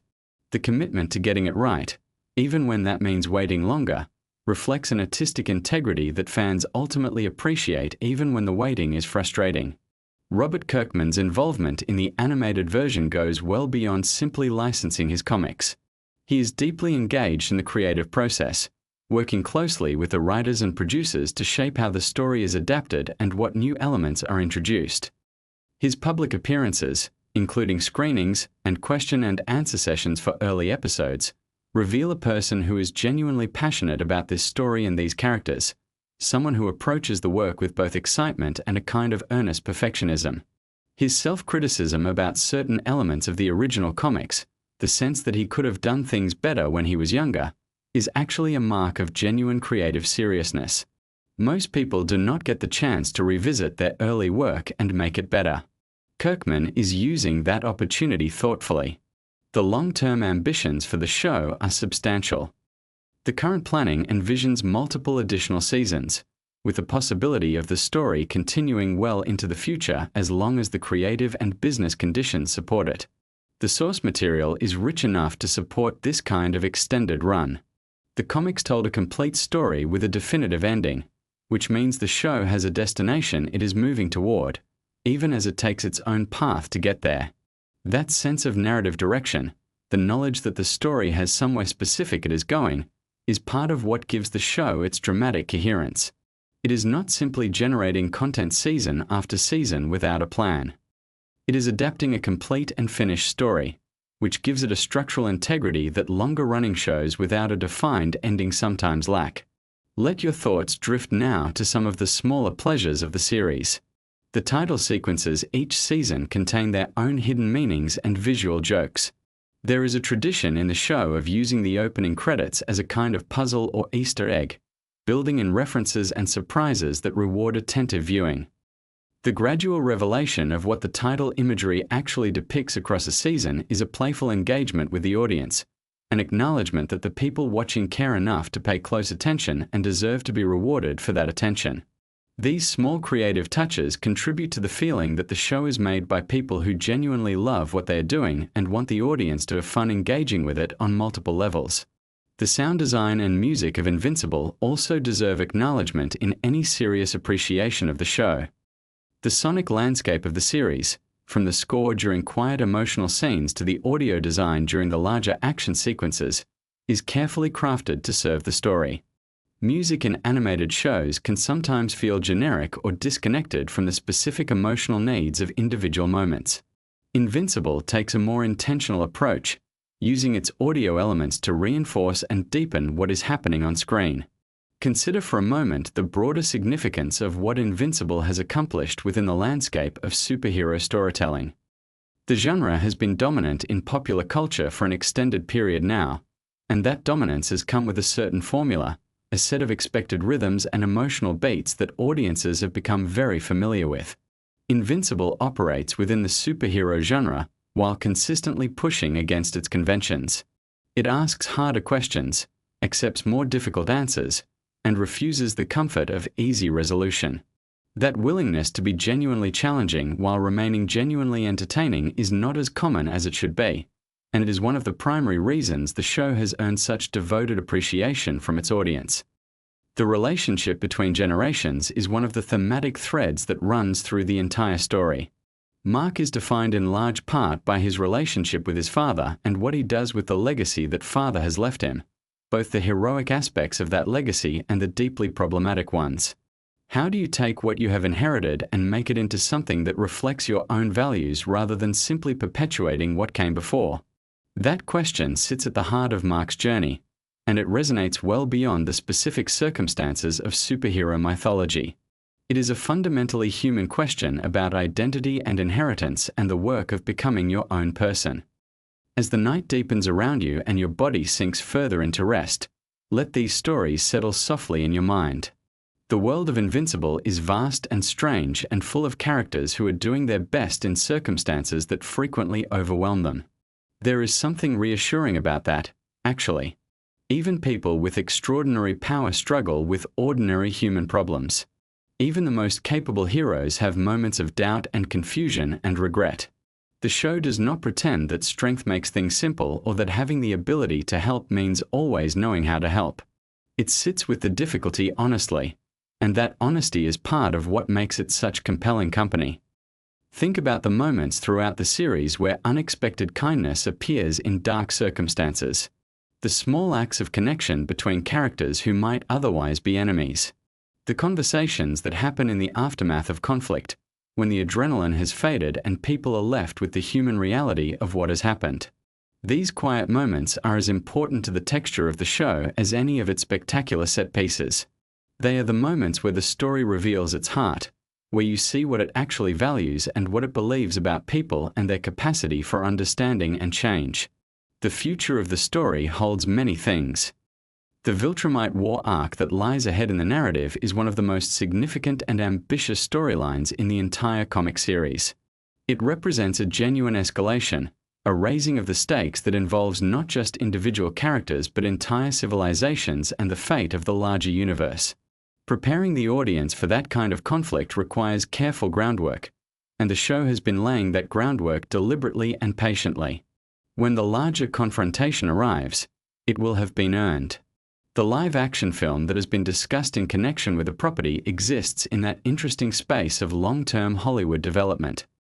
The possibility is real, but the timeline is genuinely uncertain, and the relationship between the animated series and any eventual live-action adaptation is something that will have to be navigated carefully. Stories that exist in multiple formats simultaneously can become complicated, and the creative decisions about how to manage those complications will matter for both versions of the story. For now, though, the animated series stands on its own as one of the finest examples of its kind. It is a show that respects its audience's intelligence, takes its characters seriously, and commits fully to the emotional consequences of its narrative choices. In a media landscape that often opts for the safe and comfortable, Invincible continues to choose the interesting path, the more demanding path, the path that requires its characters and its audience to engage fully with what it means to try to be good in a world that resists simple answers. And as you rest now, as your breathing slows and the sounds of the day fade away, carry with you the quiet satisfaction of knowing there is more of this story still to come. More adventures, more challenges, more of the emotional honesty that makes this world worth inhabiting in imagination. The best stories have a way of staying with us even after we have closed our eyes, settling into the deeper parts of our minds where they continue to do their work. Invincible is that kind of story. It earns its place in the imagination and holds it with something that feels almost like genuine affection between the story and the people who love it. Let yourself drift now. The world of Mark Grayson will be there when you return to it. For now, there is only the quiet and the rest and the slow, pleasant dissolving of the day into the soft darkness of sleep. You are safe. You are comfortable. And the stories will be waiting for you on the other side of tonight. The animation team behind Invincible spent years hiding secrets inside a show most people watch through their fingers, so let's slow it all the way down and find every single one of them. Invincible is an animated superhero series that premiered on Amazon Prime Video in March of 2021. It is based on the comic book series created by Robert Kirkman, the same mind behind The Walking Dead. The show follows 17-year-old Mark Grayson, a teenager who is just trying to survive high school while also figuring out that he is slowly developing superpowers. His father, Nolan Grayson, goes by the name Omni-Man, and he is essentially the most powerful superhero on Earth. Think of the strongest, most respected hero you can imagine, and that is Nolan. He has been protecting the planet for years, and Mark just wants to be like him. What makes Invincible so special right from the start is the way it handles expectations. For the first 20 to 25 minutes of the very first episode, it genuinely looks and feels like a typical superhero origin story. The colors are bright, the tone is upbeat, Mark is a lovable, awkward teenager, and everything seems cheerful and optimistic. The creative team behind the show did this intentionally. They wanted the audience to feel completely safe and comfortable before pulling the rug out from under them. That tonal bait and switch is one of the most talked about decisions in the entire first episode, and it works spectacularly.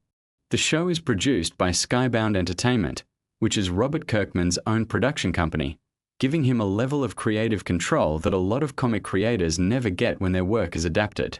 Kirkman actually served as an executive producer on the series, meaning he was deeply involved in the decisions being made about how the story would translate from page to screen. That involvement shows in how faithfully the series respects the source material, while also finding smart ways to expand and breathe new life into it. One of the first things you notice about Invincible is its voice cast, and it is genuinely one of the most impressive assembled for any animated project in recent memory. Stephen Yeun voices Mark Grayson, bringing this warm, earnest quality to the character that makes you root for him immediately. Stephen Yeun is best known for his live-action work, including his role in The Walking Dead and his Oscar-nominated performance in the film Minari. His involvement in Invincible speaks to how seriously the production took the project. This was not a casual animated gig. This was a full commitment to bringing depth and authenticity to the character. Yotka. Simmons voices Omni-Man, and honestly, the casting is so perfect it almost feels like it was inevitable. Simmons has this natural commanding authority in his voice. When Nolan speaks, you listen. There is a weight to every word, a sense that this is a man who has seen and done things that most people cannot comprehend. And as the season progresses and we learn more about who Nolan truly is, that vocal authority takes on a much more unsettling quality. The way Simmons modulates between warm father and terrifying force of nature is genuinely impressive work. Sandra Oh voices Debbie Grayson, Mark's mother, and her performance is quietly one of the most emotionally affecting things about the entire season. Debbie starts out as a fairly typical supportive mother figure, but as the season unfolds and the truth about Nolan begins to surface, Sandra Oh gets to do some extraordinary emotional heavy lifting. The audience feels every crack in Debbie's world through her voice alone, and that is a testament to both the writing and Oh's craft. The show also features J. Robert Oppenheimer. No wait, that is the famous physicist. The show features Zazie Beetz as Amber, Mark's girlfriend, Gillian Jacobs as Adam Eve, Andrew Rannells as William, and an almost absurd number of celebrity cameos and supporting roles that pop up throughout the season. Mark Hamill is in the show. Walton Goggins is in the show. Seth Rogen and Evan Goldberg, who are actually two of the showrunners, both provide voices. The sheer density of talent in this cast is something that fans talk about frequently. Now let us talk about the animation itself, because this is something that deserves real appreciation. The show is produced by Skybound Animation in partnership with Amazon Studios, and the animation style is deliberately reminiscent of classic American superhero cartoons from the late 90s and early 2000s. Think of that era of animation where everything had clean lines, expressive faces, and dynamic action sequences. The show channels that nostalgic energy while simultaneously pushing into territory that those older cartoons would never dare to go. The color palette of the show is worth noticing. In quieter, more domestic scenes, the colors are warm and a little soft. There is a comfort to those moments, a visual language that says everything is fine, everything is normal. But when action sequences begin, and especially when violence escalates, the colors become more saturated, more intense. The show uses color as an emotional guide, steering your feelings before the dialogue or action even registers consciously. One of the more interesting technical decisions made by the animation team involves the way blood and injury are depicted. This is a show that does not shy away from the consequences of superhero combat. When people get hurt in Invincible, it looks like it hurts. This was a deliberate creative choice rooted in a specific philosophy. The creators wanted the violence to feel meaningful rather than consequence-free. In most superhero content, characters trade blows without any visible lasting damage, which can make the stakes feel artificial. Invincible refuses to let that happen. The show's first season covers roughly the first 13 issues of the original comic series, though with some adjustments and additions. The pacing is notably different from the comics, with the television adaptation taking time to develop relationships and emotional dynamics that the comics sometimes moved past quickly. This was a smart adaptation choice because television audiences need to feel emotionally connected to characters before those characters are put through difficult situations. By the time the season reaches its pivotal moments, You genuinely care about everyone involved. Let us talk about Adam Eve for a moment, because she is one of the most fascinating characters in the season. Eve Wilkins has the ability to rearrange matter at a molecular level, which makes her arguably one of the most powerful characters in the entire show. She can transform one substance into another, create things from nothing, and theoretically reshape reality itself if she wanted to. But she was raised and trained by a government organization that encouraged her to use her powers in limited, controlled ways. The tension between Eve's extraordinary potential and the constraints placed on her by others is one of the recurring themes of her character arc. What is interesting about Eve is that her power, while incredible, is shown to have real emotional and physical costs. Using her abilities extensively drains her. There is a fatigue that comes with pushing her powers to their limits, and the show portrays this not as a simple weakness but as a reminder that even immense power comes with a price. This humanizes her in ways that make her far more compelling than a character who simply has unlimited capability. The Guardians of the Globe are another element worth exploring. These are Earth's premier superhero team in the Invincible universe, essentially the Justice League equivalent of this world. They are powerful, respected, and seemingly unstoppable. The show introduces them with genuine affection, letting you spend just enough time with them to appreciate their personalities and dynamics. There is Dark Wing, who has an obvious Batman energy. There is Green Ghost, War Woman, Aquarius, Red Rush, and the Immortal leading the team.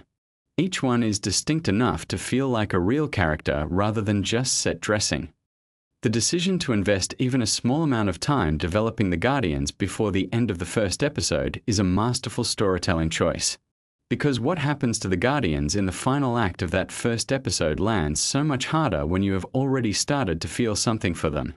The show knew exactly what it was doing, and it executed that setup with precision. Cecil Stedman is a character who deserves a lot of attention. He is voiced by Walton Goggins, and he runs a secret government organization called the Global Defense Agency. Cecil is genuinely one of the most morally complicated characters in the entire season. He is not a villain in the traditional sense, but he is absolutely not a hero either. He operates in a world of hard choices and calculated sacrifices, and he makes those choices with a cool, almost clinical detachment that is deeply unsettling when you think about what it actually means in practice. The interesting thing about Cecil is that nearly everything he does is technically in service of protecting humanity. His motivations are understandable, even sympathetic in the abstract. But the methods he employs and the lengths he is willing to go to are the kinds of things that make you deeply uncomfortable. Walton Goggins brings exactly the right energy to this role, that particular flavor of charming menace that he has deployed to great effect throughout his career. There is a character named the Mauler twins who appear in the season, and they are a fascinating creation. They are clones who have lost track of which of them is the original. Each twin believes himself to be the genuine article and the other to be the copy, but neither can actually prove it, and they have essentially given up trying to resolve the question. What is wonderful about this detail is that it says so much about identity and selfhood in just a few words. The Mauler twins are comic book villains, but that one character detail elevates them into something that touches on genuinely philosophical territory. The show handles the theme of legacy with remarkable sophistication throughout the season. Mark is not just trying to become a superhero. He is trying to become his father. He wants to earn the Omni-Man name, to live up to the standard that his father has set. Almost everything Mark does in the early episodes is filtered through this desire for paternal approval. He trains harder because he wants his dad to be proud. He tries to understand his powers because he wants to share something meaningful with Nolan. That emotional drive is the engine of the entire season. What makes this so effective dramatically is what happens when the object of that admiration is revealed to be something else entirely. When the truth about Nolan begins to emerge, it does not just change how you see Nolan. It recontextualizes every warm father-son moment that came before it. You replay those scenes in your mind and you read them differently. That retroactive reframing is one of the most powerful storytelling techniques available, and Invincible deploys it with devastating effectiveness. The show includes a sequence in episode 4 that is particularly worth mentioning. Without getting too deeply into the specifics, there is a mission involving a group of superpowered teenagers that goes genuinely and horribly wrong. The sequence is difficult to watch, and intentionally so. But what is remarkable about it is how the show handles the aftermath. The emotional and psychological consequences of what happens are not swept under the rug. Characters grieve. Characters struggle. The show insists on sitting with the weight of what occurred rather than moving past it quickly. And that commitment to emotional honesty is one of the things that separates Invincible from most superhero content. Teen Team is the junior superhero group that Mark occasionally interacts with, and their dynamic is interesting because it mirrors a lot of typical teenage social structures. There is hierarchy, there is competition, there is the particular awkwardness of young people trying to prove themselves. Atom Eve is part of this group, as is Rex Blode, whose relationship with Eve is one of the season's more grounded and relatable emotional threads. Rex is charming in a frustrating way, the kind of person who is easy to like and easy to be annoyed by simultaneously, and the show uses that quality to great effect. The music in Invincible is something that does not get discussed enough. The score was composed by John Paisano, and it does extraordinary work throughout the season. Paisano understands that music in a show like this needs to serve multiple emotional registers. There are moments when the score needs to swell with genuine heroic energy, and Paisano delivers that.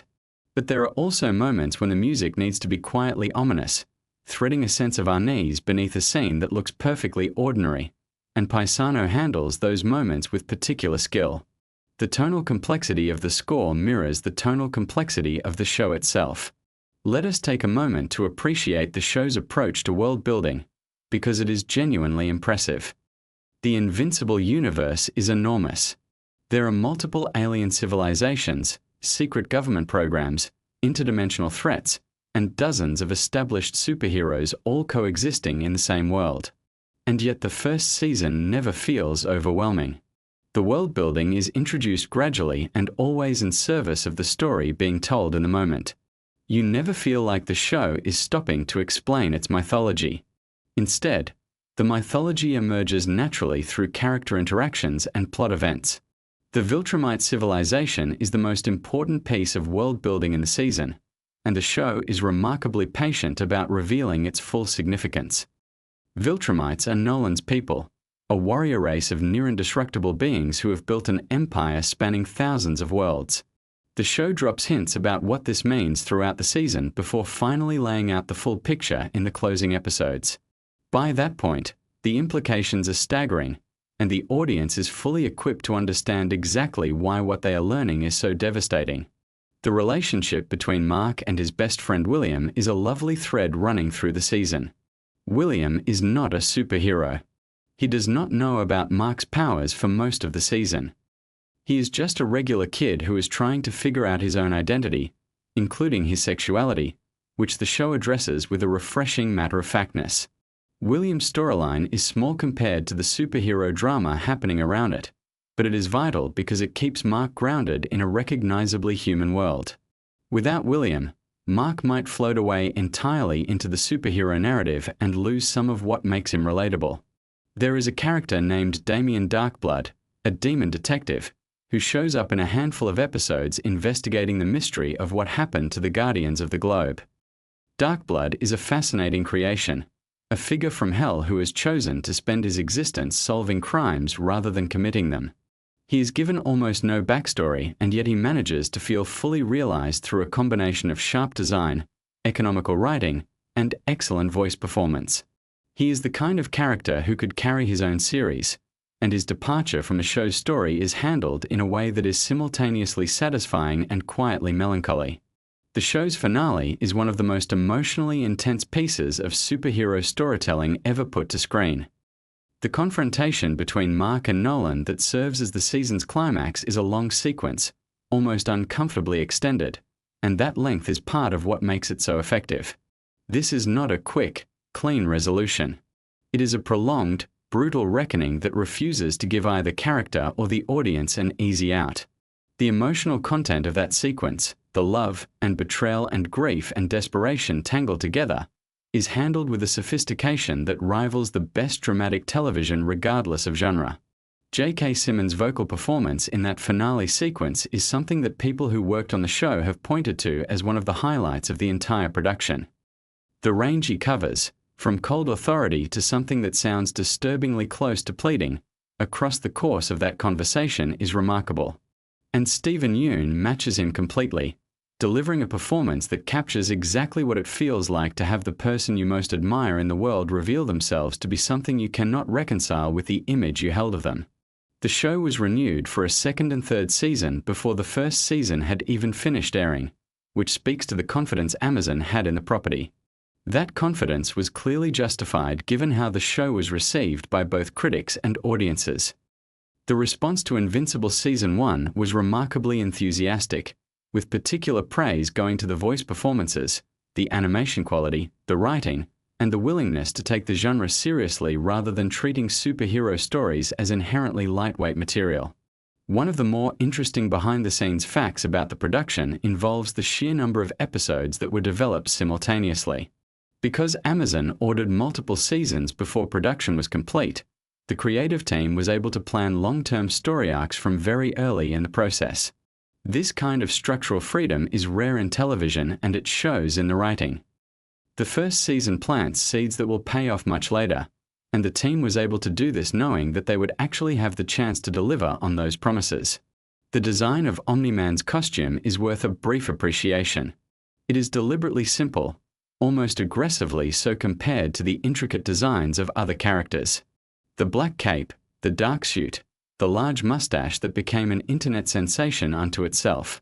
The visual simplicity of Omni-Man's design communicates something important about the character.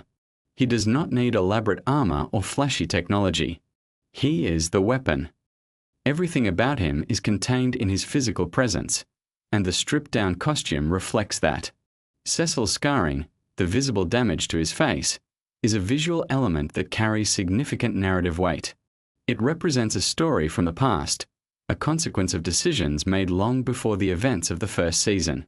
The show does not rush to explain it.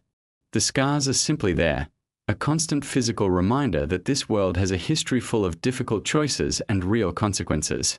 That kind of visual storytelling, letting a design element communicate character backstory without explicit exposition, is one of the hallmarks of sophisticated animation. The first season of Invincible also does something interesting with the concept of heroism itself. The Global Defense Agency, Cecil's organization, represents a certain pragmatic approach to protecting humanity. They make deals that are morally uncomfortable. They deploy assets in ways that could be described as using people rather than working with them. Their effectiveness is real, but so is their willingness to compromise on ethical questions when the stakes are high enough. This creates an ongoing tension about what it actually means to protect the world and whether good intentions justify troubling methods. Mark wrestles with this tension throughout the season, and his discomfort with some of what Cecil represents is an important part of his character development. Mark is not naive exactly, but he holds onto an idea of heroism that is fundamentally about doing good rather than just achieving good outcomes. The difference between those two things, and the question of whether that distinction can survive contact with a world full of genuinely terrifying threats, is one of the season's most intellectually interesting questions. There is a lovely detail about the way the show depicts Mark's school life. His high school feels genuinely lived in rather than generic. The social dynamics, the particular rhythms of teenage existence, the way time moves differently at that age, all of it feels observed and authentic. The creative team clearly believed that the superhero elements of the show would only matter as much as the human elements beneath them, and the effort put into the high school setting reflects that belief. Amber as a character gets some criticism from certain viewers who feel she is not developed enough in the first season, and that is a fair observation in some respects. But it is also worth noting that Amber demonstrates a grounded practicality and emotional intelligence that distinguishes her from the typical love interest in this kind of story. She is not waiting to be defined by her relationship with Mark. She has her own values, her own sense of purpose, her own lines she will not cross. Those qualities are established quietly, but they are there if you are paying attention. The show uses a specific narrative technique that might be called delayed revelation, where information is withheld not to manipulate the audience but to replicate the experience of a character who does not yet have access to that information. We learn things when Mark learns them, and we are disoriented when Mark is disoriented. This creates a powerful sense of alignment between the audience and the protagonist that makes every discovery hit with the emotional force of a personal revelation rather than a plot update. There is something worth noting about the show's handling of grief, particularly in the later episodes. When characters experience loss, the show gives that loss room to breathe. There are quiet scenes that exist specifically to let the weight of what has happened settle on both the characters and the audience. This is a discipline that a lot of action-focused storytelling lacks. Invincible understands that audiences need to feel the cost of events before moving on, and it honors that need consistently. The season concludes with Mark fundamentally changed from the person he was in the first episode, but not in a way that feels arbitrary or forced. Every development in his character arc traces back to specific experiences and relationships and choices. His transformation feels earned rather than imposed, which is one of the most important qualities a season of television can have. When you finish watching and you think back to where Mark began, the distance he has traveled is genuinely striking. One final thing worth sitting with as you drift towards sleep is just the broader significance of what Invincible Season 1 accomplished in the landscape of superhero media. It demonstrated that the genre could support genuinely complex, emotionally sophisticated storytelling without sacrificing entertainment value or accessibility. It took the things that make superhero stories compelling and used them as a foundation for something that asked harder questions and demanded more from its audience.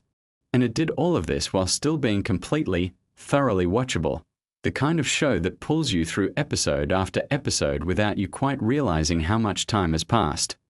The legacy of this first season is a show that earned its place among the most celebrated animated series of its era, not just among superhero content but among ambitious storytelling more broadly.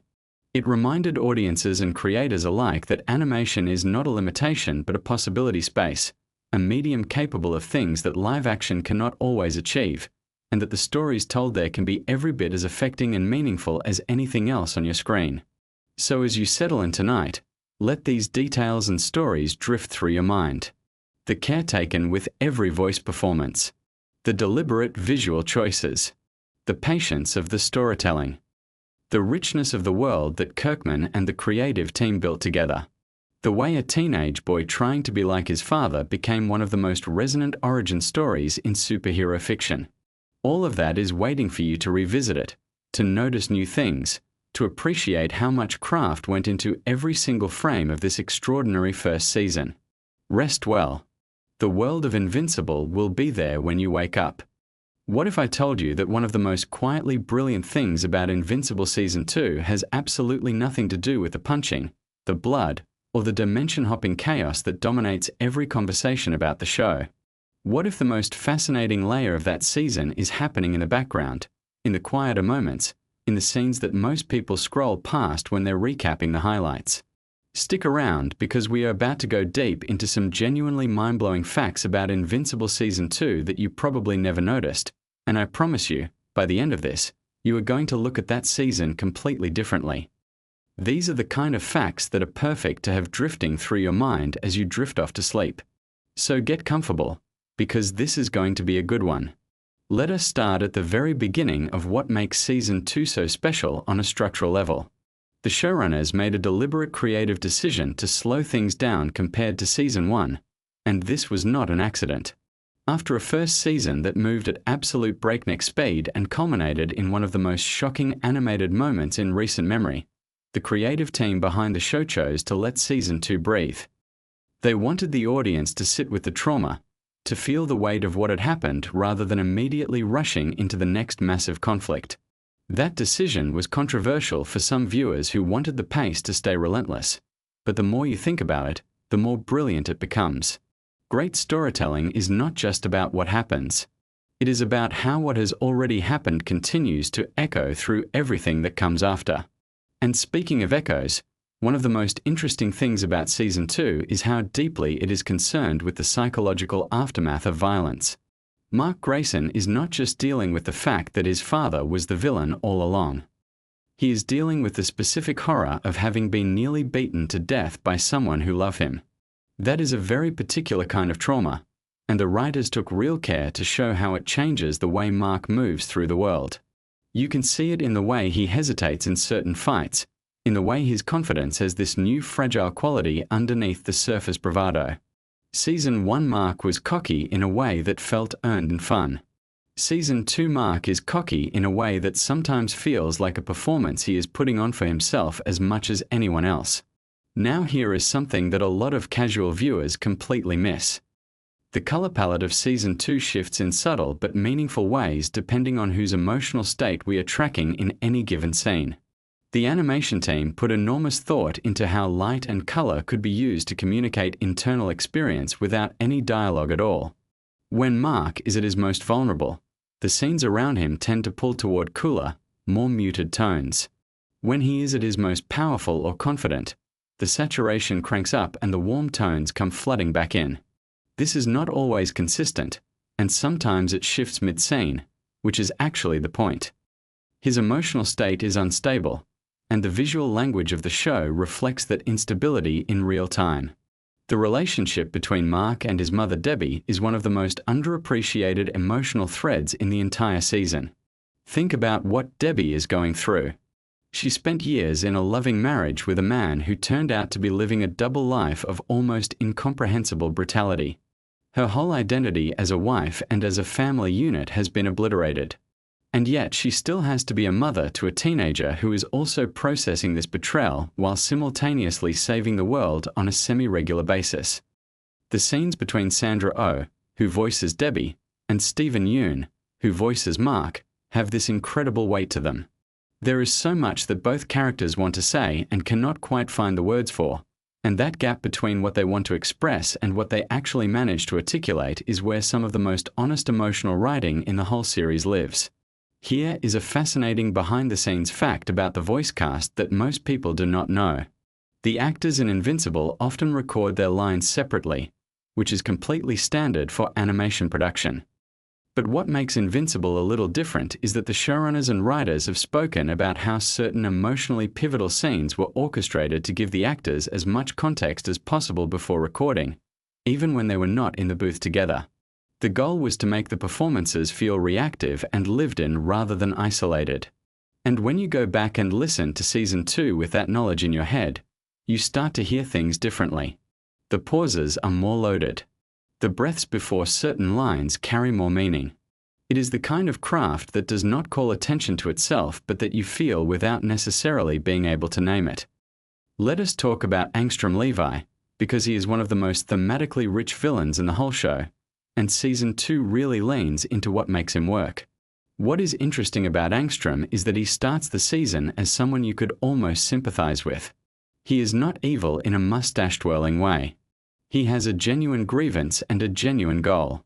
He wants to help people across dimensions, to aggregate knowledge and use it for good.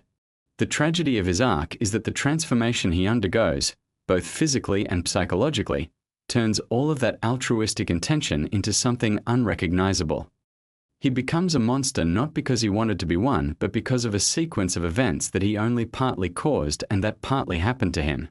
That moral ambiguity is so much more interesting than a straightforward bad guy, and it makes the conflict between him and Mark feel genuinely tragic rather than just exciting. One of the things the show does brilliantly in Season 2 is use the concept of parallel universes not just as a plot device but as a genuine philosophical tool. When Angstrom can access countless alternate realities, you start thinking about what that means for identity and choice. Every version of a person that exists across infinite dimensions represents a different set of decisions, a different set of circumstances, a different life. And yet something remains constant at the core. That question of what remains constant, of what is essential about a person no matter what variables change around them, is something the season keeps returning to in different ways. It is not always explicit, but it is always there, running underneath the surface of the action. Now I want to spend some time on something that gets almost no attention in the discourse around this season, and that is the sound design. Invincible has always had extraordinary sound design, but Season 2 takes it to a new level. The way impacts are layered, The way the silence before a major moment of violence is held just a beat too long so that when the hit lands it feels almost physically shocking. These are decisions that take enormous skill and intentionality. The sound team works in close collaboration with the animation team to make sure that what you see and what you hear are creating a unified experience. Some of the most brutal moments in Season 2 hit as hard as they do not just because of how they look, but because of how they sound. The audio is doing as much emotional work as the visuals in many key scenes. Here is something genuinely surprising about the production timeline for Season 2. The gap between Season 1 and Season 2 was significantly longer than most fans expected, and a big part of that was because the team wanted to use the additional time to refine the animation quality beyond what they had been able to achieve in the first season. If you sit down and do a careful comparison between certain scenes from Season 1 and equivalent scenes from Season 2, the difference in fluidity and detail is noticeable. The fight choreography in particular got a significant upgrade. The team spent a lot of time studying real martial arts and physics to make the way these superhuman characters move feel more grounded and believable, even when the things they are doing are completely impossible by the laws of physics as we understand them. The Cecil Stedman storyline in Season 2 is one that rewards really careful attention. Cecil is such a fascinating character because he operates in this completely immoral utilitarian framework where the only thing that matters is outcomes. He is not cruel for the sake of it. He genuinely believes that everything he does is in service of protecting humanity. But the show refuses to simply validate that worldview, and it also refuses to simply condemn it. There is no easy answer to the question Cecil raises, and that discomfort is intentional. When you have a character who does objectively terrible things for arguably defensible reasons, you as the audience are forced to sit with the complexity of it. Season 2 pushes that discomfort further by showing how Cecil's approach creates real consequences for real people, even as it sometimes genuinely works. Something that does not get nearly enough credit is how Season 2 handles the supporting cast. Characters like William, Eve, and Amber all get moments this season that give them genuine depth and agency beyond their relationships with Mark. William in particular goes through something in Season 2 that fundamentally changes how you see him, and the writing around his arc is remarkably thoughtful. The show understands that the world Mark inhabits is full of people who are dealing with extraordinary things in very ordinary ways, and that contrast is part of what gives the emotional moments their power.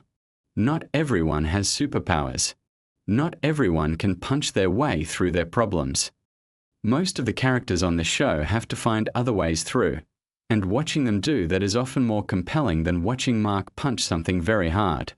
Let us get into some of the more technical and nerdy aspects of the production, because there is genuinely fascinating stuff here.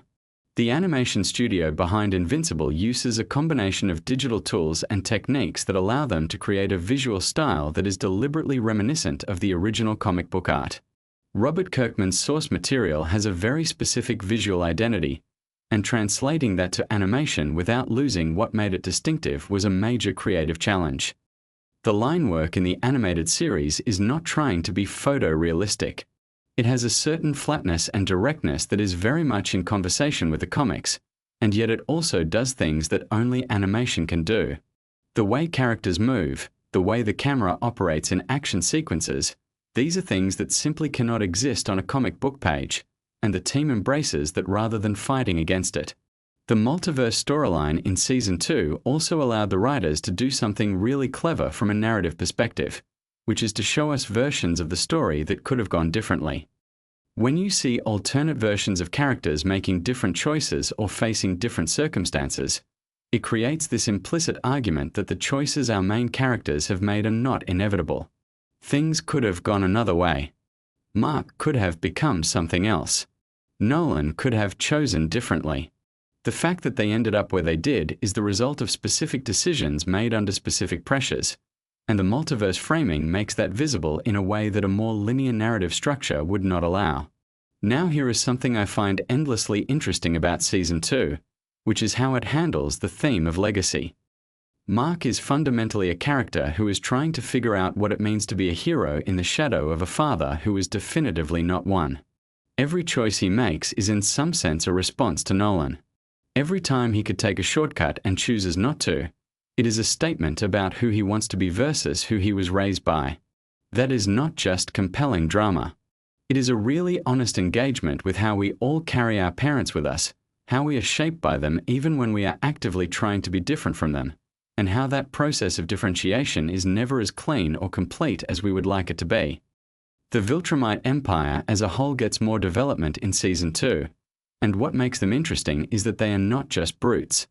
They have a complex civilization with its own internal logic, its own history, its own sense of honor and hierarchy. Understanding that does not make them less threatening. If anything, it makes them more so, because it means that the conflict is not just a matter of good versus evil. It is a collision of civilizations with genuinely incompatible values, and neither side fully understands the other. That kind of conflict is much harder to resolve than one that is simply about defeating a bad guy, and Season 2 is very aware of that complexity.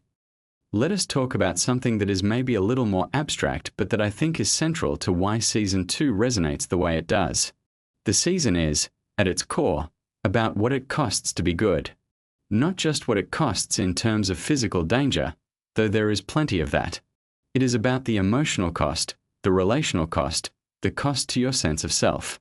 Being a hero in the Invincible universe is not a glamorous or comfortable thing.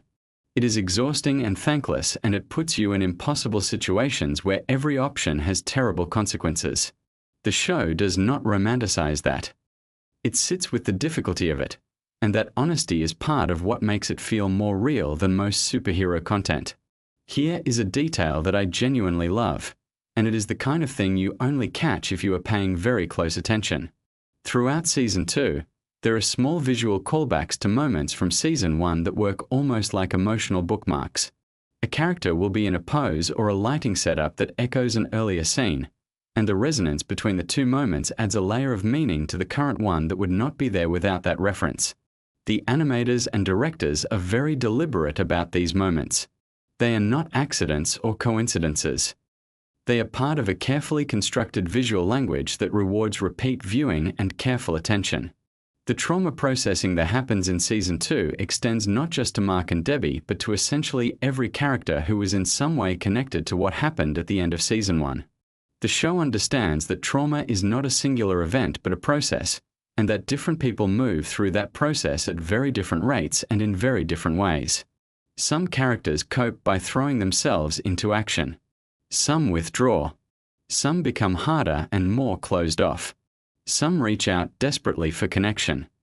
The variety of responses feels true to life in a way that is relatively rare in genre storytelling, where the tendency is usually to have characters process trauma quickly and then get back to the main plot. Now I want to take a moment to appreciate the music of Season 2, because it is doing extraordinary work and deserves more attention than it typically gets. The score for Invincible has always been interesting, but Season 2 introduces some new sonic textures that perfectly complement the more psychologically complex tone of the season. There are moments where the music does something almost unsettling, where it sits in a register that is neither triumphant nor tragic but something in between, something that leaves you feeling uncertain in exactly the way the narrative wants you to feel uncertain.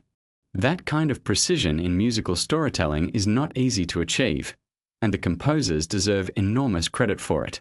Something that is worth noting about the production of the show is the way it manages its most intense scenes. Because Invincible deals with extremely graphic violence, the creative team has had to think carefully about when to deploy that graphicness and when to pull back. The violence in the show is never gratuitous in the sense of being there purely for shock value. It always has emotional and narrative purpose. But the team also understands that you cannot maintain shock as a consistent baseline. If everything is equally intense all the time, nothing feels intense. So they are very strategic about building and releasing tension, about letting episodes breathe so that when the violence comes it still has the power to land with full force. Let us circle back to Nolan for a moment, because even though he is largely absent from Season 2 in a physical sense, his presence is felt constantly. The writers do something really smart with this, which is to make Nolan's absence itself a kind of presence. Every time Mark is struggling, every time the emotional weight of what has happened becomes too much, Nolan is right there not as a character in the scene, but as a gravitational force shaping everything around him. The decision to structure the season this way, to let the most powerful character in the show's recent history be felt rather than seen for much of the runtime, is a brave one, and it works beautifully. Here is something interesting about how the show approaches morality that I think distinguishes it from most superhero content. Invincible does not have a simple moral framework. It does not tell you who the good guys and bad guys are and then ask you to root for the good guys. Instead, it presents a world in which almost every significant character has done something that is genuinely questionable and then asks you to hold that complexity without resolving it. That is uncomfortable for an audience that is used to moral clarity from their superhero stories, but it is also much more honest about how actual human beings and their choices actually work. The animation of facial expressions in Season 2 is something that I think gets underappreciated. So much of what makes the show work emotionally is communicated through very subtle shifts in expression, the micromovements of features that convey internal states that the dialogue does not fully articulate. The animators clearly studied human emotional expression in enormous detail, and the result is characters whose faces feel genuinely alive and psychologically inhabited rather than just being vessels for moving the plot forward. When Mark looks scared, it is a very specific kind of scared that tells you something about the nature of his fear, not just that he is afraid. The show's handling of its romantic relationships in Season 2 is also worth examining. The Mark and Amber dynamic reaches a really honest and somewhat painful moment this season, and the show handles the end of their relationship without villainizing either character. Both of them are doing the best they can with genuinely difficult circumstances. Both of them make choices that are understandable even when those choices hurt the other person. The willingness to let a relationship end without declaring anyone the bad guy is mature storytelling, and it models something important about how relationships actually work in the real world. Now here is a genuinely fascinating production fact. The team behind Invincible has access to Robert Kirkman, the creator of the original comic, in a way that many adaptation teams do not have access to the source material's creator.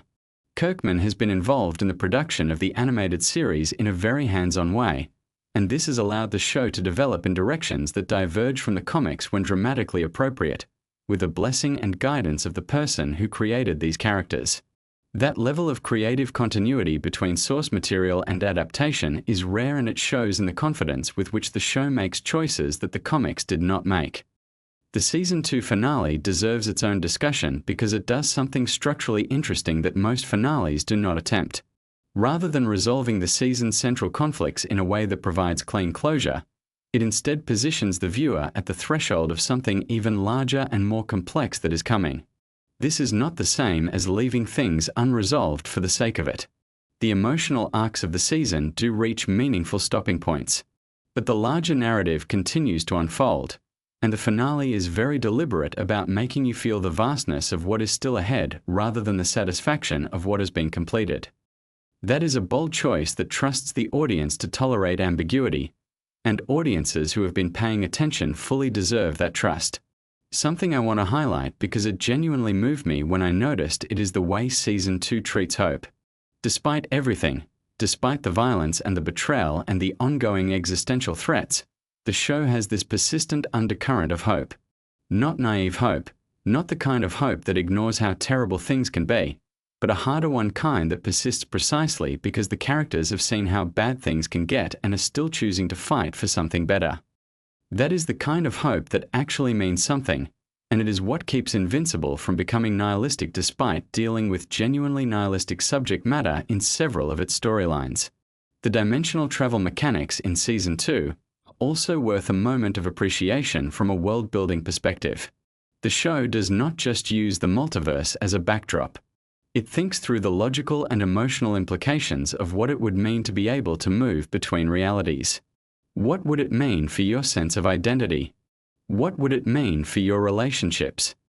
If there are infinite versions of the people you love, what does that do to the specific love you have for the specific version of them that you know? These are not questions the show answers definitively, but it asks them in ways that stick with you. Let us appreciate for a moment how Season 2 manages its ensemble. This is a show with an enormous cast of characters, many of whom have their own complex storylines and emotional arcs. Keeping all of those plates spinning without any of them feeling neglected or perfunctory is a genuine organizational challenge, and Season 2 handles it with remarkable grace. Part of how they do this is by understanding which characters to put in the same orbit at any given time so that their stories can develop in ways that illuminate each other. Cecil and Debbie, for example, occupy very different emotional registers, but putting them in proximity to each other creates a kind of dialogue between their worldviews that enriches both of their storylines. The way the show depicts government and institutional power in Season 2 is also really interesting. The Global Defense Agency and the way it operates raises all kinds of questions about accountability, about who gets to make decisions that affect everyone, about the difference between authority granted by institutions and authority earned through genuine service. These are not abstract political questions in the context of the show. They play out through the lived experiences of characters we care about, which makes them feel urgent and personal rather than theoretical. Here is one more thing that I find endlessly compelling about Season 2, and it is maybe the thing that stays with me the most.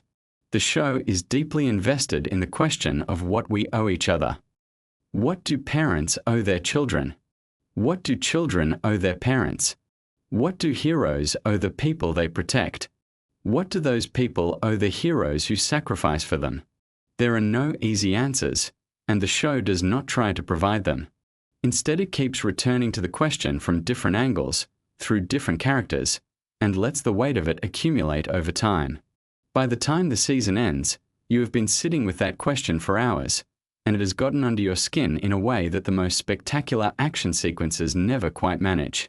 So as you let all of this drift through your mind tonight, think about the layers that are working in a show like this.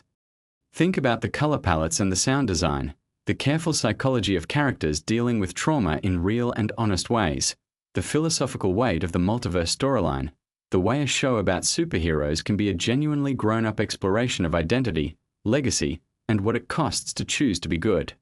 The craft that goes into something like Season 2 of Invincible is extraordinary, and it is the kind of thing that rewards not just watching but thinking. So let it settle. Let the images and ideas move through your mind as you rest tonight. Sometimes the best appreciation for something beautiful is just letting it be there with you quietly. Sleep well.